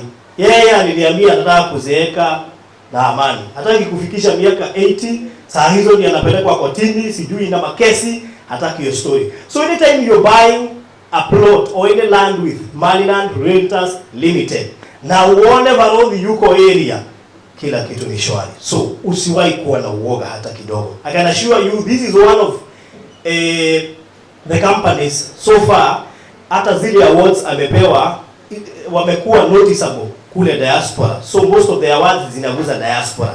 And for you to convince mtu wako diaspora, you have to be genuine, you have to be serious, you have to be straight. Wale watu hawapendi mchezo. Pesa yao wanaipata kwa njia ngumu sana. Most of them don't sleep. Most of them do 3 types of works in a day for them to raise money to be able to pay the installment, whatever. So that means if nimeanza kuuza mashamba na siwezi kuwa straight ati nianze kukono watu, then si uko kwa biashara, sikusaidii. So this nataka pia niambie marafiki zangu wenye wanafanya hii kazi nafanya online. Please just work with those people who are genuine, because there are people who are genuine. So ukiona mali na wanakuuzia any plot anywhere, hata saa hizi najua nita announce kitu. Hiyo sitaki watu wengi sana sababu si kubwa. Na nikiangalia hivi mahali iko sababu najaribu kuiona sababu haiko mbali na hii area. Sio hii area. Haiko mbali na coastal region. In fact kutoka kwa sea ni 1 kilometer from the sea. Niko na kitu kako mahali 1 kilometer from the sea. Sio kakubwa, nahitaji tu watu 16. Kwa hivyo maybe by the time nimalize watu 16 wanaweza kuwa wamejipanga mahali na hata nifanye kwa sababu sio 50 by 100 actually. Sijui niseme ni size gani? Ni quarter. I have 16 portions 1 kilometer from the sea. Kuna watu wanapenda beach. Kuna watu waona beach ni marafiki. Na unajua pale unaweza jenga Airbnbs. I do Airbnbs works. For example, nitumie huyu mzungu. Mzungu ametoka huko, amebook Airbnb. Airbnb means I don't have to come and nipikiwe na mtu. Nafaa kuishi pale na nipikie pale. Kwa hivyo naweza kuja na familia yangu niishi pale kama ni kwangu. Unaelewa? Sasa you can imagine 1 kilometer from the sea, nimekuja nimejenga kanyumba kangu vizuri, alafu nimeanza kuenda. So kwenda vacation sio shida. Na pia sio vacations peke yake. Si lazima mimi niende, naweza rentisha ikuwe BNB so that watu wakiwa Nairobi ama nje ya nchi they can book my Airbnb na wakuja pale, wakikuja Malindi ama Mombasa na waishi mahali pale. So ukienda tour zako unaingia pale jioni, unaweza kupika na familia yako and everything will be okay. So ikiwa uko hapa, that is a very, I think one of the best projects you can invest. Ziko karibu na sea, 1 kilometer from the sea. Kwa hivyo kama uko hapa Kakuota, kuna rafiki yangu namuona mahali, sitaki kumtaja sana, nimeona amesmile. Huyo anajua atachukua kuota kama 3 zimeshikana, sababu yeye anajua ni kama maisha yake atakuja kumalizia hapa coast. Vile namjua atakuja kumalizia coast. Wale watu wako na maoni, especially unajua wazazi wangu, mzee ni mmoja mleta huku, kuna time alikuwa na Mr. Maina wakakuja huku, niliona walifurahia huku. So most of hao wazee kwa sababu ya baridi wanataka kumalizia coast region, na I know even most families wanataka kumalizia maisha yao hapa coast region. Kisha maliza kuinvest unakuja kumalizia coast region. So unaweza enda pale sasa uchukue kakuota ama hata uchukue kuota 2 zikuwe nusu, ujenge kanyumba kako kazuri, alafu maisha yako yaanze pale, just 1 kilometer from the sea. Na najua it's a very nice place. Actually it is not even far from Diani Airport. Ndio Diani Airport inaitwa ni Ukunda Airport. It's not far from Ukunda Airport, not far from Diani. So ni ule upande wa Ukunda. Sijui ni Northern Coast ama ni South Coast. South Coast. So I have 16 portions. Wale watu wamekuwa wakiulizia Barodhi nataka 1 kilometer from the sea, nataka karibu na sea. Now you are sorted. So investing with Maniland, I think it is only the best thing you can do when you're in Kenya. Wale watu wote wanapenda kuinvest, please invest with Maniland. I know they have a lot of projects, zingine huwa hatuzi announce sababu zingine ni in form of acres, in form of quarter acres, half acres. Actually hii ndio project ya kwanza kuuza in terms of quarter acre. So if you have a chance ya kugrab kamoja, na kuwa tempted kusema bei ama nianze kusema bei, niseme bei. Kuna mtu anafikiria kuishi coast, sasa nimpe deal nzuri. Hebu niulize, kitu iko karibu na sea, 1 kilometer from the sea. Wewe unaona kama inakaa kutoka pesa ngapi? Najua ni vizuri kupata maoni kwanza. Hebu tuambie unafikiri inafaa kutoka kama pesa ngapi? Around $1 million. Huyo amesema around $1 million. 1 kilometer from the sea, anasema around $1 million. 1 kilometer from the sea. Yaani wewe uko hapa na sea ndio ile. 2 million. Na mkumbuka ni quarter, sio 50 by 100. 1.5. Huyo 1.5. Na mkumbuka ni quarter. Na ukiwa hapa unaiona vizuri, si ndio? Baba wetu inakaa kama pesa ngapi?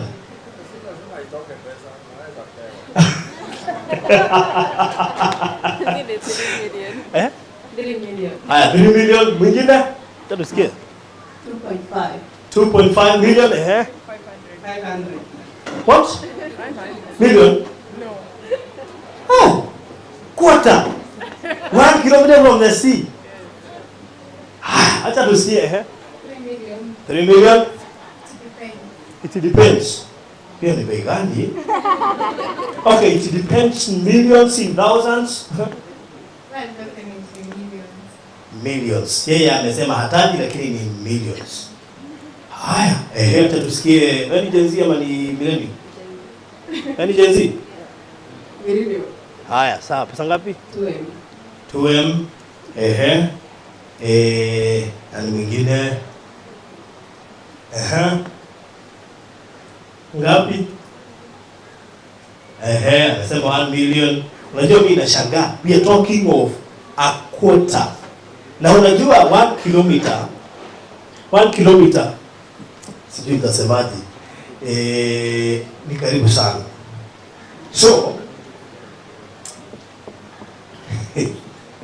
okay, kuna wamejaribu.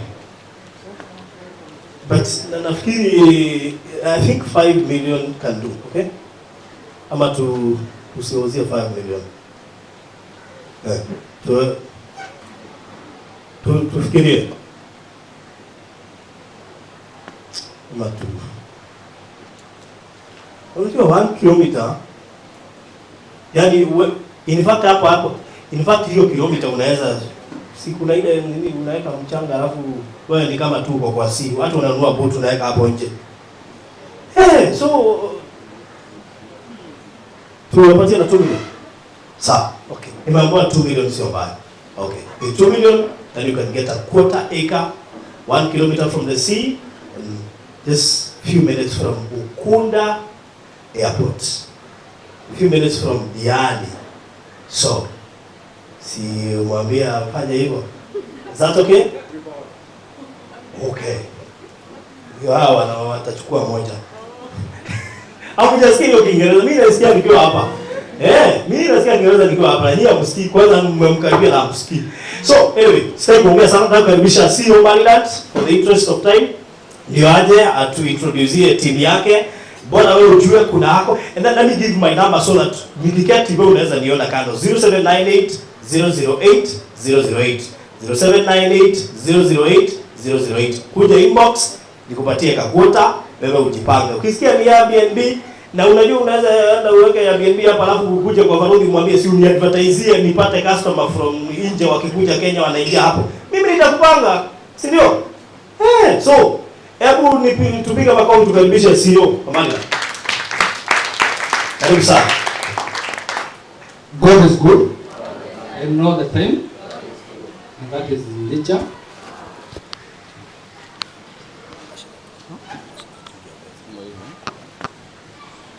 Good. Asanteni sana kwa kuvumilia.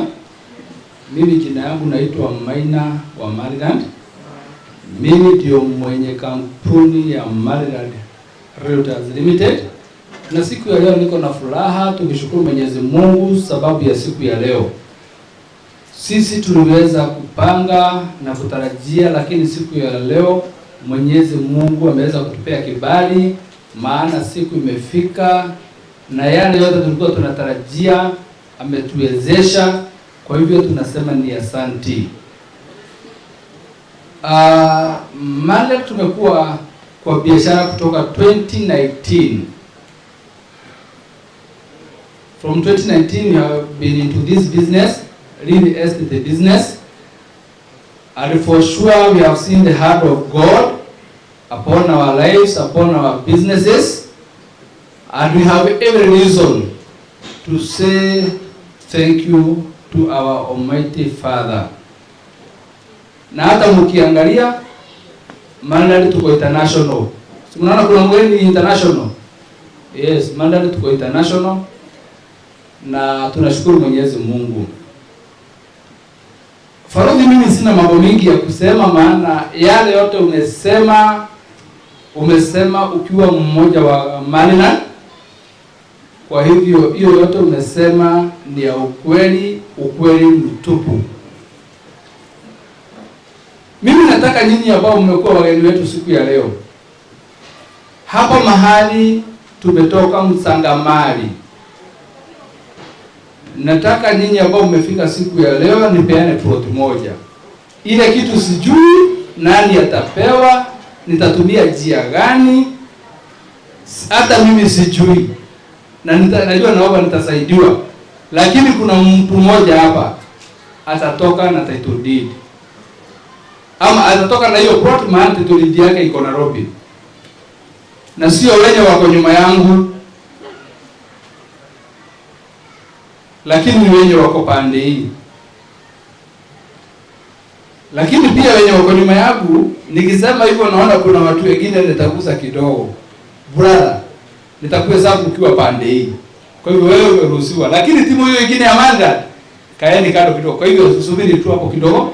Na nimeshukuru sana wakati nimeona Pastor Garuya akiuliza kama kuna mzee wa kanisa ama kuna mchungaji yote yako hapa, na nikaona kuna ambao wameweza kusimama na wakuja hapa mbele. Na ni vizuri pia niweze kupatia ndugu yangu microphone aweze kutusalimia, na pia hao wengine wenye walikuwa hapa nitawapea nafasi tusalimie, ndio at least tusikie kabisa tumebarikiwa zaidi. Karibu sana ndugu yangu.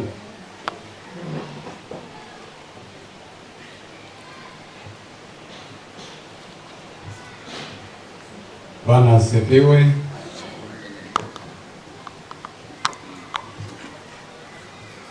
Sijui kama unanipata kwa mkono tu, kwa ishara ya mkono. Bwana asifiwe. May God bless you. Asante. Kwa jina naitwa Peter Kane. By the grace of God, mimi ni reverend katika kanisa letu la Pentecostal Gospel Church. Namshukuru Bwana kwa neema hiyo ambayo amenipa. Mr. Maina na Mariland, ningetaka tu kusema jambo moja kuhusu Mariland. Wakati nilikuwa ninatazama wapendo wakiimba hapa, I did not see just selling the plots. Niliona a ministry. Na wakati nilikuwa ninatazama, nilisema kwamba sio lazima niwe pastor niweze kuwa nikihubiri. I can do a ministry that is helping people. Bwana asifiwe. Kwa hivyo congratulations for the ministry you are doing, and keep it up, and may the Lord be with you as you do that ministry. Amen.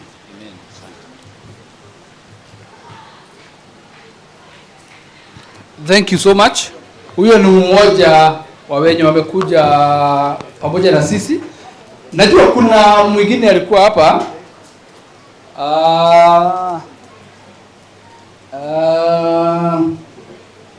Ni wewe? Good. Simama tu ukiwa hapo. Shika pamoja na yeye. Wapendwa, nawasalimia, habari zenu? Bwana Yesu asifiwe. Bwana Yesu asifiwe tena. Kwa majina anaitwa Esther Ewa, bibi ya Bishop Ezekiel Mziru. Mimi nimeokoka. Yesu ni Bwana. Nimetoka upande wa Embu. Nashukuru Mungu. Mimi katika kanisa letu huwa ni chairlady na tunahudumu na kanisa ya Foursquare International.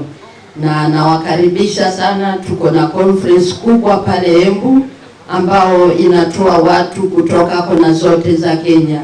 Mungu wa mbinguni awabariki na watende mema. Asante sana.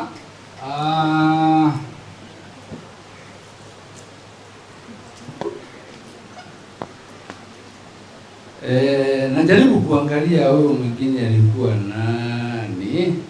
Tulikuwa na baba yetu, ni kama ametoka. Ni wewe natafuta.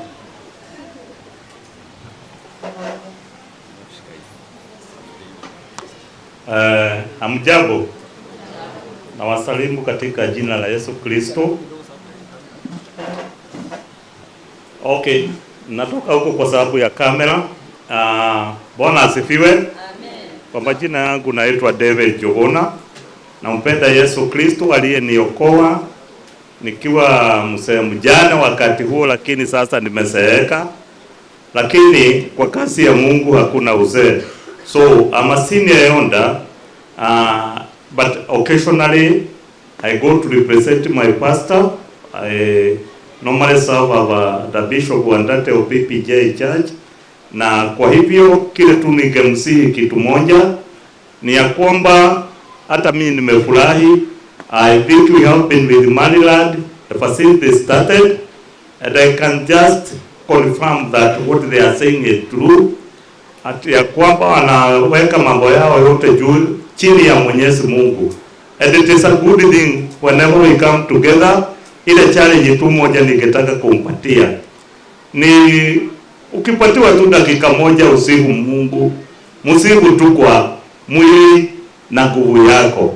Manake najua Maina alisema aliongea juu ya auto tena whatever. I don't belong to that either. But in Psalm 100 it says just make a joyful noise before God. Kumsifu Mungu kwa makelele yako ni mzuri hata kama wewe si mwimbaji. Bwana ambariki. Haya, pigia baba yetu makofi. Nafanya hiyo yote ndio tukigojea wenye wanaendelea kuchukua hati miliki zao ndio tuweze kuendelea. Faruni nimesema leo kuna mtu nataka tubariki na plot moja ya pale tumetoka saa hizi. Na mimi sijui ni nani na sijui tutatumia njia gani ama mbinu gani. Lakini ukweli ya Mungu ni kwamba kuna mtu anatoka na plot saa hizi. Sasa sijui tutatumia Johona Kariuki, nimeokoka, Yesu ni Bwana, na hudumu na kanisa la PCA Umoja. Mimi ni evangelist wa hiyo PCA. Bwana wabariki sana wana Maniland. Hawa wapendwa tumetembea safari na wao na ni watu wanajua nini wanafanya. Mungu akubariki Bwana Maina. Thank you so much. Haya, Faroni umesikia plot ukasimama haraka sana. Unajua? Na mimi nakujua vizuri. Nilikuwa nataka kutafuta strategy lakini nimeona watu wa miwani ni wengi. Nataka mmoja mwenye akana miwani lakini nimeona ni wengi. Hatutumia hiyo. Tukitumia hiyo tuko na watu wengi. Hai. Nasema watu wa miwani hai.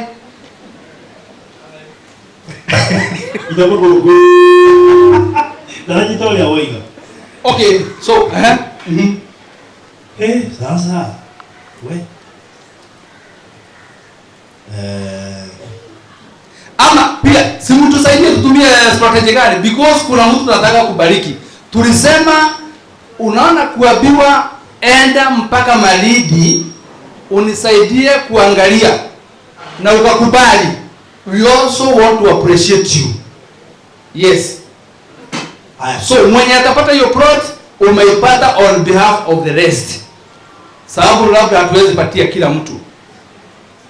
Hebu tuone ni wangapi wametoka diaspora kuja siku ya leo. Wangapi wako hapo wametoka diaspora? Haya, tuna representative wanne wametoka diaspora. Haya, wacha tuambie diaspora umetoka wapi? Missouri. Missouri. Saint Missouri. Saint, there's a Saint. Missouri. Yes. Switzerland. Switzerland. Switzerland. Lakini hapo Mungu kusikia na mtu ametoka inaitwa Massachusetts. Massachusetts. Hiyo sitarudia. Haya, huyo mwingine ni mgani?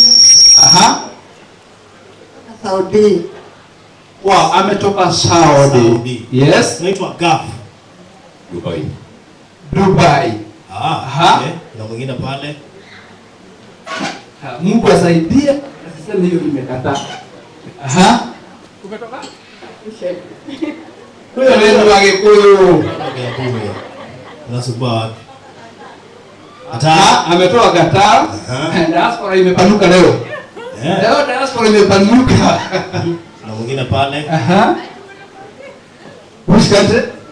Germany. Germany. Hapo. Huyo hapo. Jamani. Kuna mwingine hapo mbele. Aha. Huyo. Dubai. Wewe ni wa Dubai? Ama umekujia mtu wa Dubai? Mtu wa Dubai. Wewe umekujia mtu wa Dubai. Wewe ndio wa diaspora. Kuna mwingine hapo? Wapi hapo? Huyo mama. Huyo. Natoka Dubai. Dubai. North Carolina. Yes, ndio huyo nilikuwa nakwambia. Umeshika hiyo? Amesema North Carolina. Thank you so much. Aha, kuna mwingine? Haya, sasa endelea na useme kitu kwa kusema. Haya, nani ametumwa na mtu wa nje ya nchi? Karibu wote. Karibu wote. Sasa fanya hivi. Mimi nataka nipeane dakika 5 peke yake.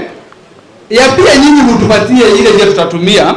Na hizo dakika 5 nataka kupeana. Nataka kwanza niwe na introduce timu yetu ya Maryland, si ndio? Ukifikiria, si ndio? Okay. So timu Maryland karibiani hapa chap chap. Hiyo kibarua ni gumu. Sasa. Wewe unaweza sema usipewe na timu nyingine apewe.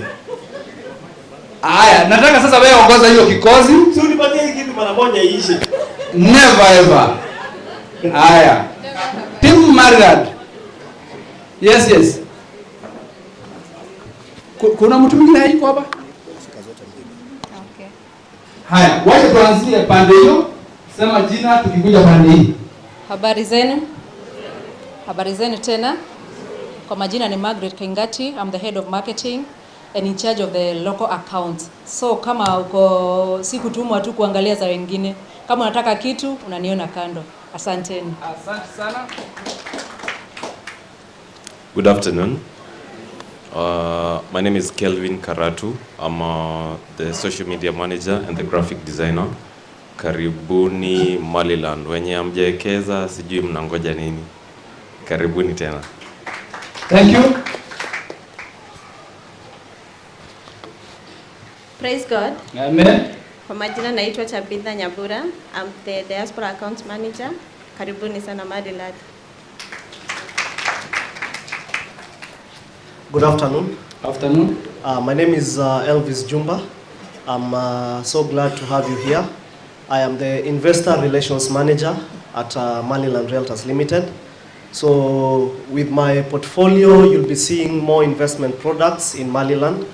And as investors, more is coming. Welcome. Thank you. Yes, habari zenu. Naitwa Obadia Wawero. Mimi ndiye ground manager. Hiyo kazi yote mmeona huko ndio ni yangu. Kama kuna Obadia Wawero mwingine wewe simame mahali hapo. Ngoja hapo. If there is another Obadia Wawero, yes, there. Hata yeye ndiye Obadia Wawero. But then they are cousins. Yes. God is good. And all the time.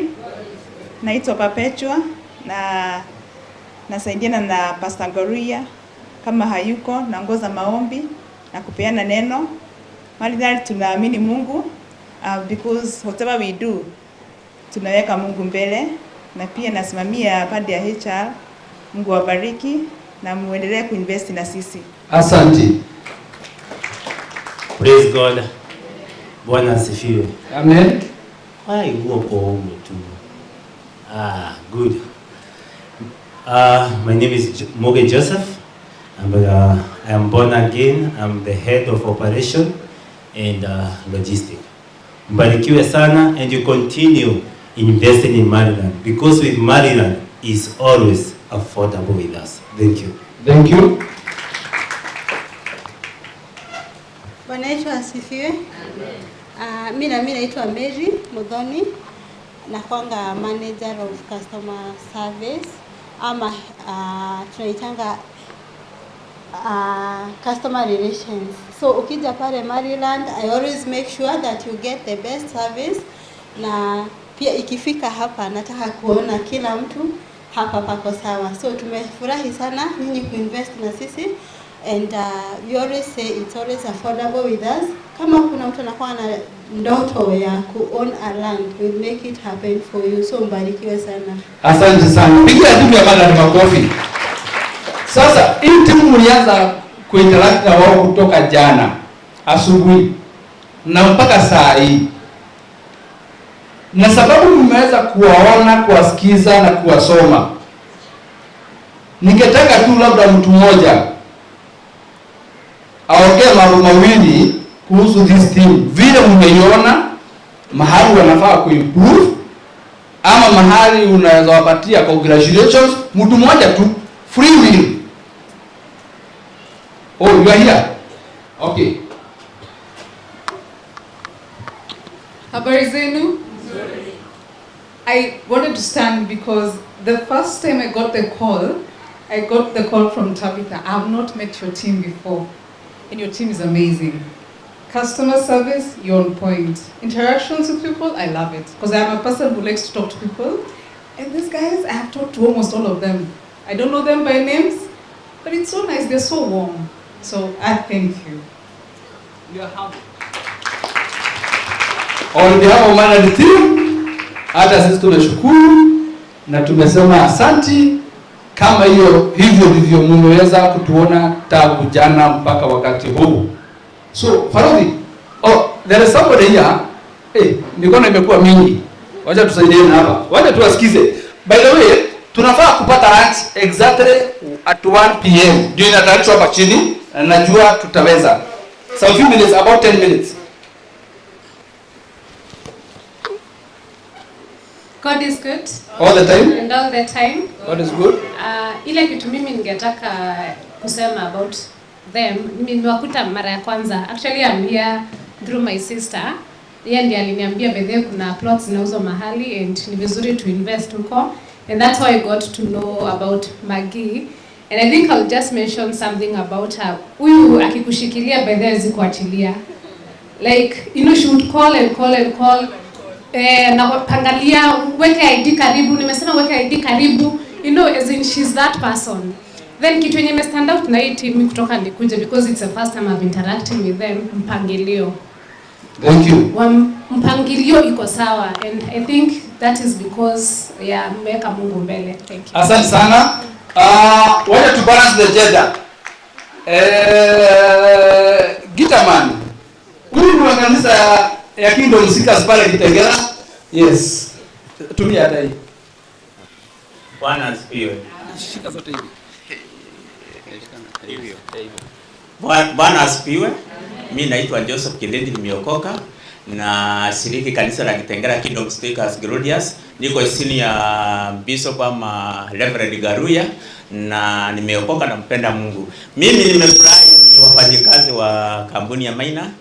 I see two people here, Mr. Waweru and the others here from yesterday, kutoka jana.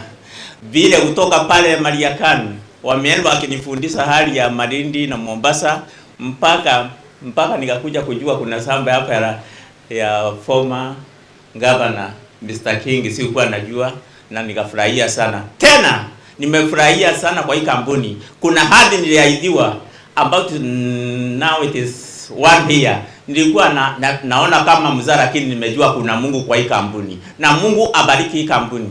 Na Mungu abariki hii kampuni. Na Mungu abariki Mr. Maina Barothe and Pastor Ngaruya and the others. God bless you. Thank you so much. Nikusha kama microphone pale mbele. Ndio. Oh, Pastor. Yes.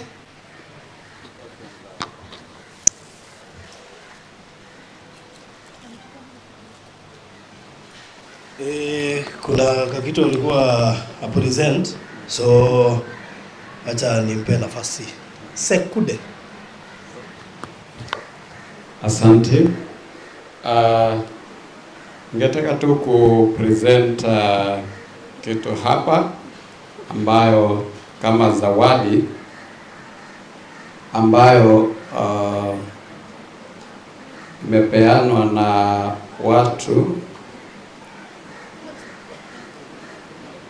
na ningetaka tu kusoma Kenya wameandika kwamba imeandikwa kwa Kikuyu. Na nimetumwa kama na familia yetu kupresent hii. Na ninapofanya vile ningetaka kumwalika ndugu yangu mkubwa ambaye ni James Mungai, na familia yake. Ningetaka kualika hapa.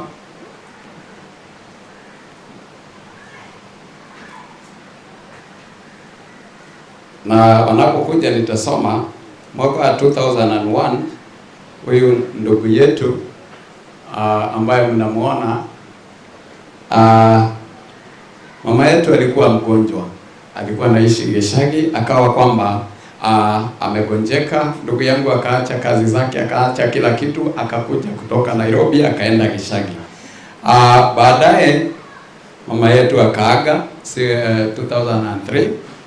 Ndugu yangu akaacha shughuli zake zote Nairobi, akarudi Geshagi ili sisi ambao tulikuwa wachanga aweze kusimama na sisi, aweze kuwa pale nyumbani, aweze kutuangalia kama watoto wao. Yeye na mke wake wamefanya kuwa familia yetu imekuwa mahali pazuri, licha ya kwamba hakuna wazazi. Wamekuwa wazazi kwetu ambao tumezaliwa kama watoto 7 na tulikuwa wachanga, ndiye alikuwa mkubwa. Kwa hivyo wakati ule ndugu zangu walipokuja pamoja wakasema kwamba wangetaka kushukuru. Kwa hivyo ndugu yangu, familia yetu, kwa niaba ya familia yetu mzima, tunashukuru kwamba umetushikilia, tunashukuru kwamba umekuwa pamoja nasi, umesimama kama mzazi. You stood in the gap where our parents walikufa, na familia yako imekuwa baraka kwetu, na tunasikia kwamba wakati tunahitaji kwenda nyumbani, wengi ninajua kwamba wazazi wanapokufa nyumbani huwa inaisha, lakini huyu ndugu yangu, wakati tunataka kwenda nyumbani huwa tunakuta mzazi pale. Kwa hivyo tungetaka kushukuru, na kwa niaba ya familia na ndugu zangu na dada zangu, tunataka kupresent hizi title deed mbili kwake na familia yake, ya kwamba ni zawadi yetu kwake na familia yake kwa kusimama nasi kama wazazi. Mshukuru.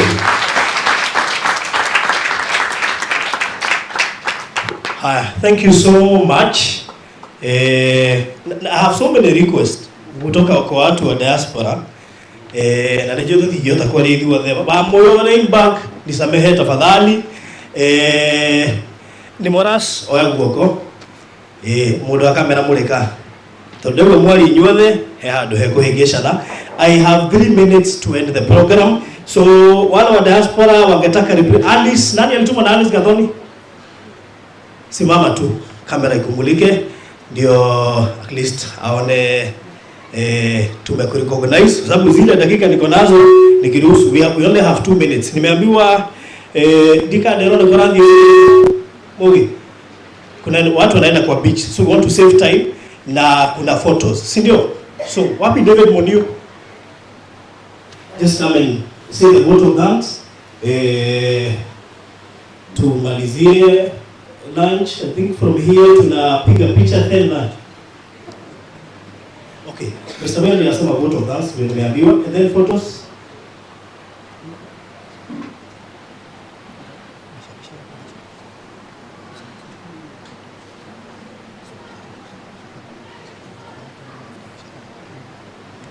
Okay, fine. Nimecorrectiwa kidogo. Kama uko na title, please kuja hapa mbele tupige picha, then vote of thanks, tuombe, tumalize ndio tupate time ya kwenda kwa beach. So naihenya muno mapia. Kama uko na title, wenye wako na title tafadhali karibia haraka haraka. We have about 3 minutes. Actually ni less than 3 minutes. Less than 3 minutes, please. Juu hatutaki kuchelewa pale SGR. Yes, please. Tupange line tu hapa. Tupange line kama tumeangalia pande hii, kamera zitakuwa pande ile. Make sure umetoa title deed yako kwa bahasha. Wale wafupi kama mimi tukae hapa mbele. Hata wewe ni mfupi, sio? So ningetaka kuomba Pastor Ngaruya, yes, evangelist wakuje pia hapa tupige picha. Yes, karibia tafadhali. Wale wafupi wakuwe pande ya mbele. Mpigaji picha tupange tafadhali. Mtu wa kamera tupange chap chap. Ndio kila mtu aonekane. Alafu toa title deed yako. Kamera ukiwa tayari tuambie.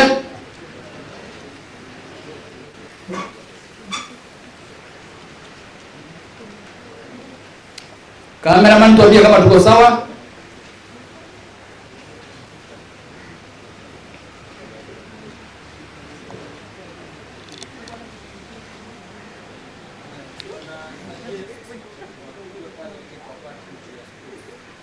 Piga yenye utapiga hapa kwanza. Alafu tuko na ingine tu huko nje.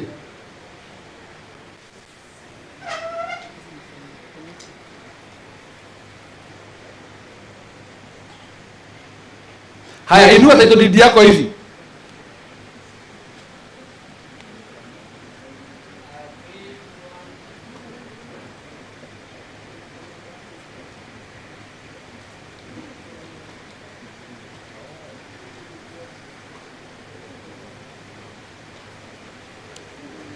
Hi, it's Yeshiria. Do we have any other photo or something? I'd like to. Nadhani ni kama hiyo chapter ya photos imeisha. Lakini najua kuna watu waliambiwa ukifika pale umekisha umeonana na Farodhi na Pastor Garuya na Maina na mpigwe picha. So tukishamaliza kila kitu tunapeana hiyo nafasi, maybe kama ulikuwa unatuma utume. So after a lot of dance, unaweza kuja hapa upigwe picha moja, mbili, utumie mtu wako. It's important. So I confirm kanyo ile affair. I confirm. So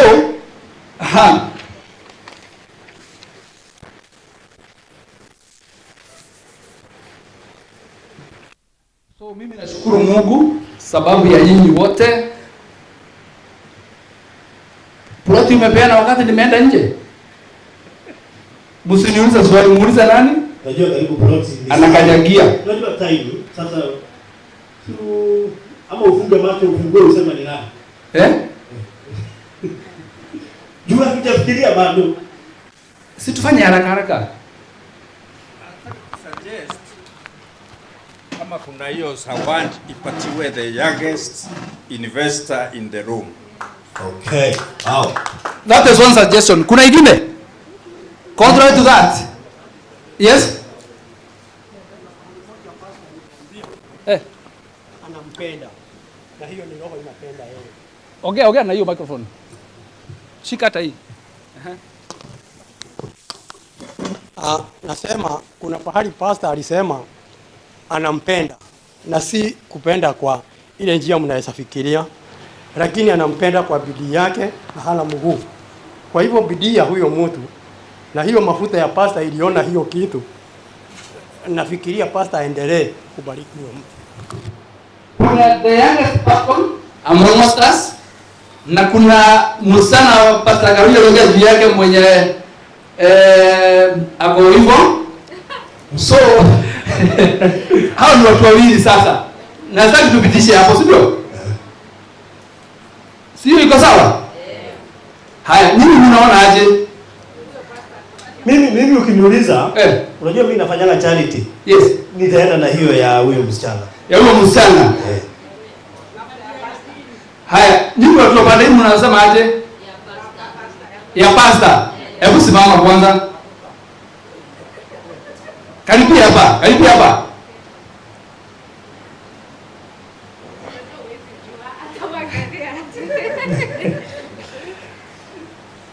We, mliko confirm. Unajua because hata mimi naona hapo sawa. Unajua kwanza Kenya mahali imefika. Unahakikishia, unajua mimi nafanya michango ya online. Siku hizi mpaka unahakikishia watu. Sababu anaweza kusema huyo mtu alikuwa na miguu yote miwili. Tulimwona akitembea na mlisema hana mguu mmoja. Haya, ngoja. Okay, umenunua ama umekuja kurepresent mtu? Actually, yangu ni ka story, nimekuwa nikitumwa na auntie. Auntie nani? Ako UK, anaitwa Nancy Wanjiru ama Mama Njuguna. Nancy Wanjiru? So yeye amekuwa akinituma nikakuwa mtiifu. Ukikuwa obedience, Mungu anaona na anatenda wema. So mimi nikasema before nipewe Mungu, nikiomba nikaambia Mungu before nipewe nataka nijinunulie kwanza. Sasa amecombine, tunaona neema, amecombine, nimenunua na amenipea. Wow. Haya, mimi nakumbuka tulikuwa naye mahali kulikuwa kunaitwa Huda Kaewa. Si ni kweli? Na nikaona hiyo mguu, hata mimi nilishangaa, akaniambia ni accident ilifanya mguu ikatwe, si ndio? Alafu hii ndio imewekwa. Sawa, karibu hapo. Kaa tu kwa kiti. So watu wa pande hii wamekubaliana ni huyu? Watu wa pande hii wamekubaliana ni huyu? Na watu wa pande hii? Mimi hapa contrary opinion. Allah. Mimi naenda na vile babangu amesema the youngest hapa kwa hiki kikao. Hasubiri the youngest. So if you know you are if you feel, because we don't know, if you feel you are the youngest, simama. If you feel you are the youngest. Unajua niliwaambia generations wakakataa kuongea. If you feel you are the youngest, wewe usisimame. Hiyo utakataa. Yes. Kuna unataka okay, kuna huyu msichana hapa, she feels she's the youngest. There is this young man, he feels he's the youngest. Sorry. There is another one there, he also feels he's the youngest. Swali. Yep. Ni youngest kutumwa ama ni youngest kuinvest? Kwa miaka, sio? Ni kwa miaka, sio? Kwa miaka, sio? Kununua, sio? Kununua ama kutumwa? Kutumwa kwa miaka, si unafika kwa mali ndani? Investor. Ngoja hapo. Msikae chini. Hata wewe umeinvest na mali ndani? Au umetumwa? Umeinvest na mali ndani? Kwa hiyo project uko nayo hii ya Bethlehem. Haya, umeinvest na mali ndani? Umeinvest na mali ndani? Umeinvest na mali ndani? Unataka kusema aje?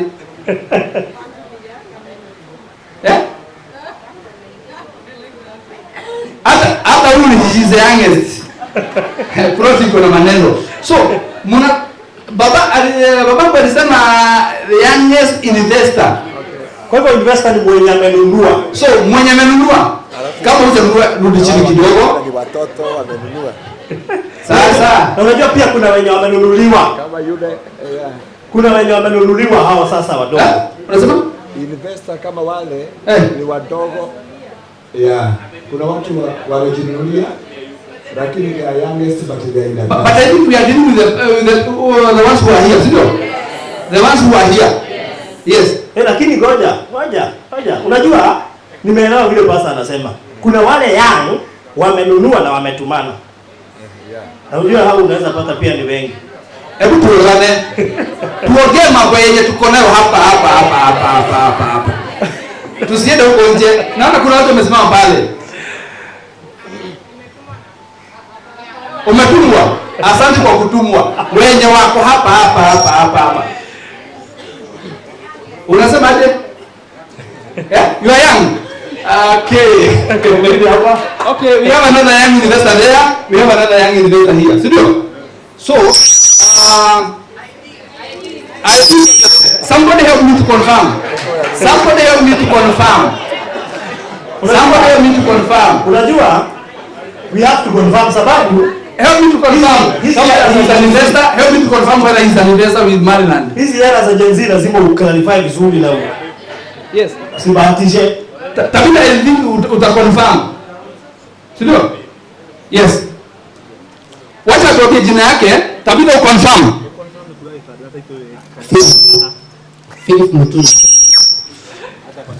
Philip Mutua. Anaweza confirm pia kwa title. Philip Mutua ako na title. Wacha nijue the other young investor here.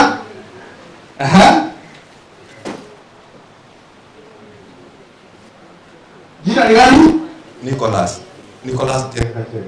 Where is your ID? Unajua uzuri tutatia watu wa IDs. Wewe sema umeacha. Yes, tunaangalia majina kwanza. Subiri hivyo. Tuko hapa tujue young investor here. Jina ni nani? Kennedy Kenaro. Kennedy Kenaro. Kennedy Kenaro. Confirm? Confirm. Now, chukua ID ya huyo, chukua ID ya huyu na uchukue ID ya huyu. Ziko hapa tayari. Ziko hapo? Haya, kuja na hiyo ID hapa. Free and fair. Na serikali itumiage mbinu kama hiyo wakati inapeana kazi. Na I hope Gen Z wanatazama. Wakati kazi inapeanwa vizuri namna hiyo. Good. Naona na niko na ID tatu hapa.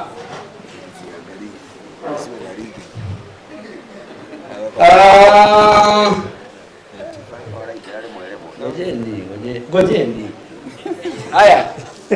Tuko na Philip Mutura Kioko. Ni nani huyo? Philip Mutura Kioko. Ni wewe? Haya. 1995. Pigani makofi bwana. Tuko na Kennedy Kenaru Jowu.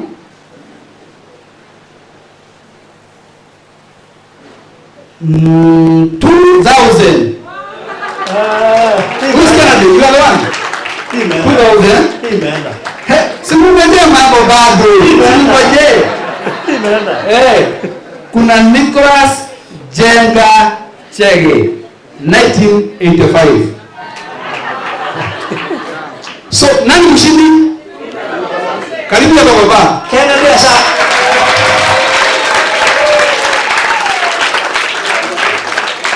Kennedy ameanguka nayo. Huyu ameanguka nayo. Sasa kuna ile inaitwaje ile inaitwa ile kukubali inaitwaje hiyo speech? Acceptance speech. Sasa tuko kwako. Na utuambie ulifikiriaje at that age uwe una invest na sana uinvest na mali nani? Ndio pia sisi tujue na Gen Z pia wasikie wanaweza invest. Yes. Waoccupy mpaka kununua mashamba, sio? Yes. Habari zenu. Kwa fiti. Kama vile nimesema naitwa Kennedy. Mimi nililetwa Maryland na rafiki yangu mzee. Anaitwa Geoffrey Megwe wa Nairobi huko. Akanielezea story na ploti. Kuna pesa kidogo tu nilikuwa naona, nikajaribu nikaona nikifanyia mchezo baadaye naweza kuwa noma. Nikaenda akanipeleka paka kwa ofisi pale Kariobangi, nikalipa deposit, then nikaanza kusukuma yangu kidogo mpaka nimemaliza. Niko na swali. Shamba yako ulilipia Kariobangi? Nilipia pale Rosters. Oh, Kariobangi si kwetu. Rosters. Kariobangi si kwetu. Okay. So ni hivyo. Ni hivyo. Utaadhabiaje Gen Z ama vijana wanaweza? Vijana mimi naweza waambia unajua kuna vitu mingi sana zinatu waste. Na ukipata chance kama hiyo na upate mtu unaweza trust ya pesa zako, afadhali uwekelee ungoje baadaye. Sasa sina plan, but baadaye vile vitu zinaenda anaweza enda hivyo ni kuwa na plan na nianze business nyingine.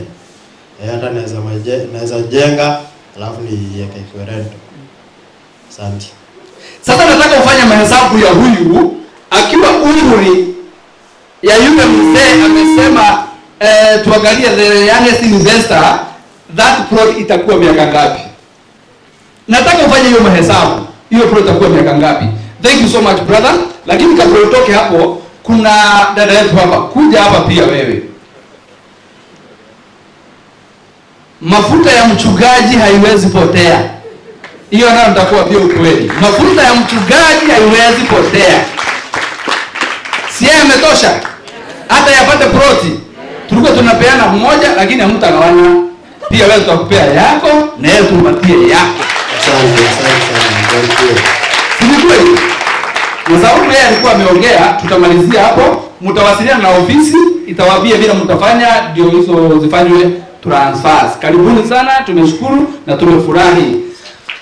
So, Kabla tuende kwa hiyo, nilikuwa narudisha shukurani, nasema ni asanteni sana kwa kusimama na Mariland.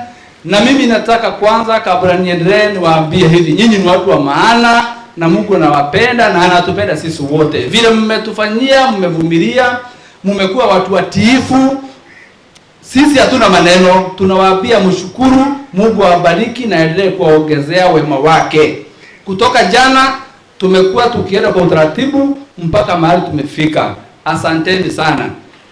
Kama vile nilivyosema jana, ikiwa umeona kama kosa yetu hata kadogo, tunaomba msamaha. Tusamehe, sisi ni binadamu, tunaweza kuwa labda tumefanya kinyume na matarajio yako. Tunaomba msamaha. Hiyo ingine, kama umefurahishwa na services zetu, please, either kama ni wewe ulikuwa umekuja kama investor ama to represent an investor, please be our good ambassador. Fikisha hiyo ujumbe, mwambie tumepelekana vizuri, umefurahia, ili hata yeye akiwa mahali yako anaweza pia kulifaa watu wengine wakuje wa invest na Mariland. Kwa hivyo team Mariland pia nawashukuru sana, hamjaniangusha. Maana hii kazi siwezi fanya nikiwa peke yangu. Actually we work as a team, we are brothers and sisters. Tukifika kwa ofisi sisi wote tunakuaga kitu moja, na hiyo ushirikiano ndio inafanya pia Mungu atubariki akiwa mbinguni, mambo yanaendelea vizuri. Kwa mchungaji hapa, najua mmeweza kutambua mmoja wenu, na ni kitu mzuri mmefanya. Najua mmeguza roho za hawa watu, mmezigusa, na Mungu aendelee kuwabariki. Tu wa evangelist wa PCA, by the way he is my evangelist kwa kanisa yenye nashiriki ya PCA Umoja. Thank you so much kwa kukubali kuwa na pamoja na sisi na kufika mpaka hapa. Tu Pastor Garuya. Mimi sijui nitumie majina gani, because hii safari yote tangu tulipoanza na Farozi na Pastor Garuya, tumeenda hii safari yote pamoja. Saa zingine anaacha ibada zingine, anaacha shughuli zingine ku make sure Mariland inaenda vizuri na inaombewa. Tukienda kopo kidogo, anaturudisha kwa neno, anatuambia hapa mngefanya hivi na hivi. We salute you, man of God, for being one of us and giving us spiritual guidance. To my brother here, Farozi Wadhayo, huyu naye ni ndugu yangu mdogo. Nilikuwa na expect tukisema the youngest investor anasimama. I was very much worried by the way asileta campaign, but nikakuja, lakini yeye ni mzee. Simeona kuna nywele white. Yeye ni mzee. Thank you so much kwa kusimama na Mariland. Najua kuna kampuni mingi sana zimemtafuta wafanye hii kazi, akasimama na kitu moja: mimi ni brother ambassador wa Mariland. Uwekelee pesa, usipowekelea, mimi ni brother ambassador wa Mariland. Na unajua hao brother ambassadors wakiitwa pesa pande hii wanaangalia weight, lakini wewe hajaiangalia weight, anaangalia ukweli mahali iko na passion mahali iko na ukweli mahali iko. Ndio maana amesimama na Mariland. Thank you so much Farozi Wadhayo and your team. Your team imefanya kazi nzuri hapa, imetuandalia mitandao vizuri sana. And wengine nyinyi wote na washukuru, tunawapenda na Mungu aweze kuwabariki. Tukiweza kutoka hapa, tutaenda hapa chini tupate lunch. After lunch I think kila mtu atakuwa free. Kutoka mahali tuko kwenda kwa beach is there, I think it's about 300 meters from here. It's about 300 meters. So ukitaka kutembea kwa beach, you have that ample time. Unaweza tembea ni hapa nyuma by the way kwa beach. Uone Vasco da Gama Bridge, Vasco da Gama Pila, kuna place hapa inaitwa Falcon of Kenya. Unaweza uone all types of birds, snakes, tortoise, zote ziko hapo. Hiyo mambo yote. Lakini hata ukitembea, make sure uko kwa hiyo hoteli ya Premier exactly at 4:30. 4:30 make sure you are here. Maana gari zetu za crude SGR tutatoka hapa exactly 5 of the dot. Na hataki tuache mtu yote. Wenye walikuwa wameacha bagi zao kwa ile hoteli nyingine, bagi zenu already ziko hapa. So tukitoka hapa, ukimaliza shughuli zako, unaweza enda uangalie bagi yako, uichukue, ziko safe. Hakuna kitu hata moja imepotea. Na kwa hivyo kwa hayo machache, mimi nataka mchungaji utupatie benediction tuweze kumaliza hii ibada. Asanteni sana.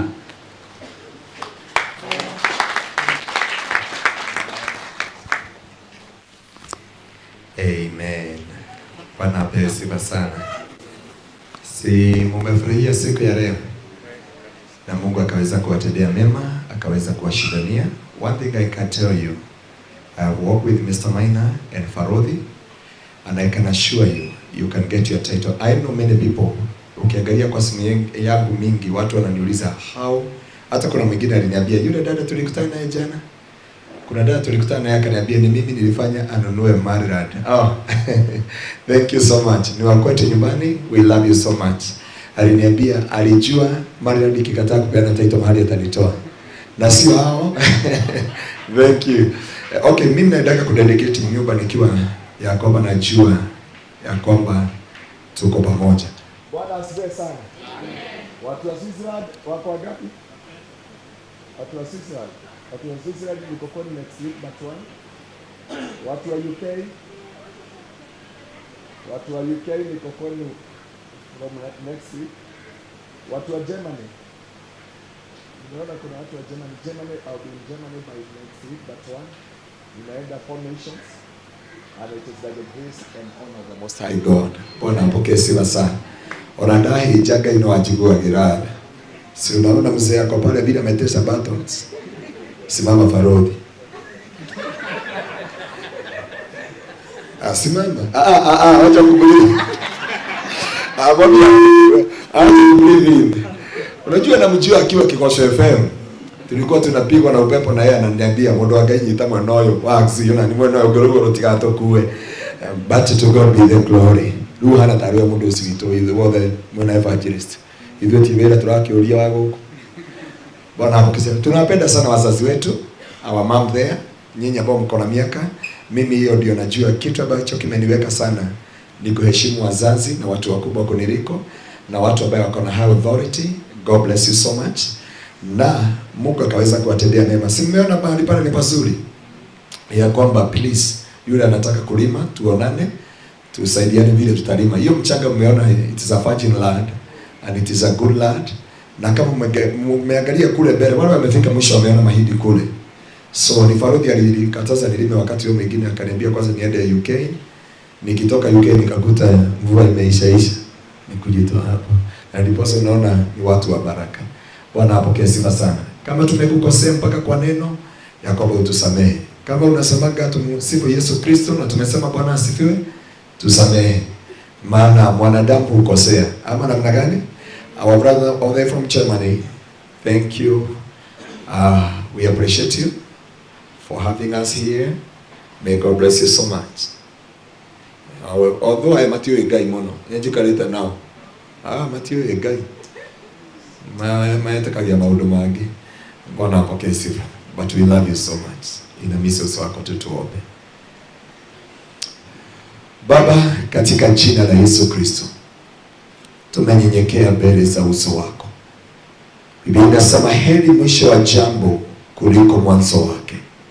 Tulianza na wewe na tumefika tamati ya mkutano huu, mfalme wa Israeli. Tunasema Bwana ukainuliwe na ukatukuzwe. Bariki kila mmoja, lile neno tumepeana siku ya leo. Wale wamebarikiwa na ploti Bwana, na wote ambao wako mahali hapa wametumwa na wapendwa wao Jehova, na wale wanatutazama online, my Father, we decree your goodness, we decree your joy, and we decree your peace, O Lord. Bless each and every one, my Father. Hata watu wao wametuleta hapa na magari yao, tumetangaza baraka, na hata wakati tunakuwa tunaelekea SGR, Mungu tumejiachilia kwako. Asante kwa Maryland kuaminika. Asante kwa kila mmoja ambaye ameaminika. Farodhi TV, wafanyikazi wote, kanisa la Kingdom Seekers Glorious Kitengela kunipatia hii nafasi, na kila mmoja ambaye ametoka bari na nje ya Kenya. Bwana, na wale wako within, tunatangaza baraka. Tunatangaza ushindi kwa maana wewe ni mtakatifu. Tunaamini kuna wengine hapa next project utawafungulia milango na njia kwa sifa na utukufu kwa jina lako. Imefika tufunge hii mkutano, na mbele yetu kuna mankuri mwai Father, chakula ya kukula mfalme wa Israeli, tunaiweka wakfu mbele zako. Wacha ikafae mili yetu Bwana. Tunapoikula tunatangaza agano yako jipya. Bwana, tunasema ni asante. Hata wakati watu watakuwa wanafungua na kutembea hapa na kule, Tumekataa, hakuna milango ya shetani itafunguka, na baadaye tukirudi hapa saa 10:30 kuelekea SGR utakuwa pamoja nasi, na ni katika jina la Mungu Baba, jina la Mungu Mwana na Roho Mtakatifu Baba tumeweza kuomba na hata kuamini. Amen. And may the grace of our Lord Jesus Christ and the love of God and the fellowship of the Holy Spirit be with us now and forevermore. Amen. Surely goodness and mercy shall follow us all the days of our life, and we shall dwell in the house of the Lord forever and ever. Amen. God bless you so much. Ukifika Kitengela, si tuko nyuma ya Eastmart Supermarket, utakuta kanisa iko na ghorofa 2. Inaanza chini ni Road Store. Kuna ghorofa ya kwanza na ya pili ni Kingdom Seekers Glorious, hapo ndio tunahudumu, na pia tuko na kanisa tofauti na ile latest tunataka kufungua mwezi kule Maimayu, na Mungu akaweza kuwabariki. Shalom. God bless you so much. You can enjoy your meal. Thank you so much. So tukiteremka chini, chakula leo imeandaliwa, unaweza chukua na unaweza kaa mahali popote kwa hiyo hoteli. Ukitaka kuja huku juu ni sawa, ukitaka kwenda huko chini kunayo nafasi ya kutosha. Kwa hivyo karibuni. Walio na title deeds ningewaomba tu mubaki kwa dakika moja. Walio na title deeds mubaki na dakika moja, alafu tuendelee. Asante.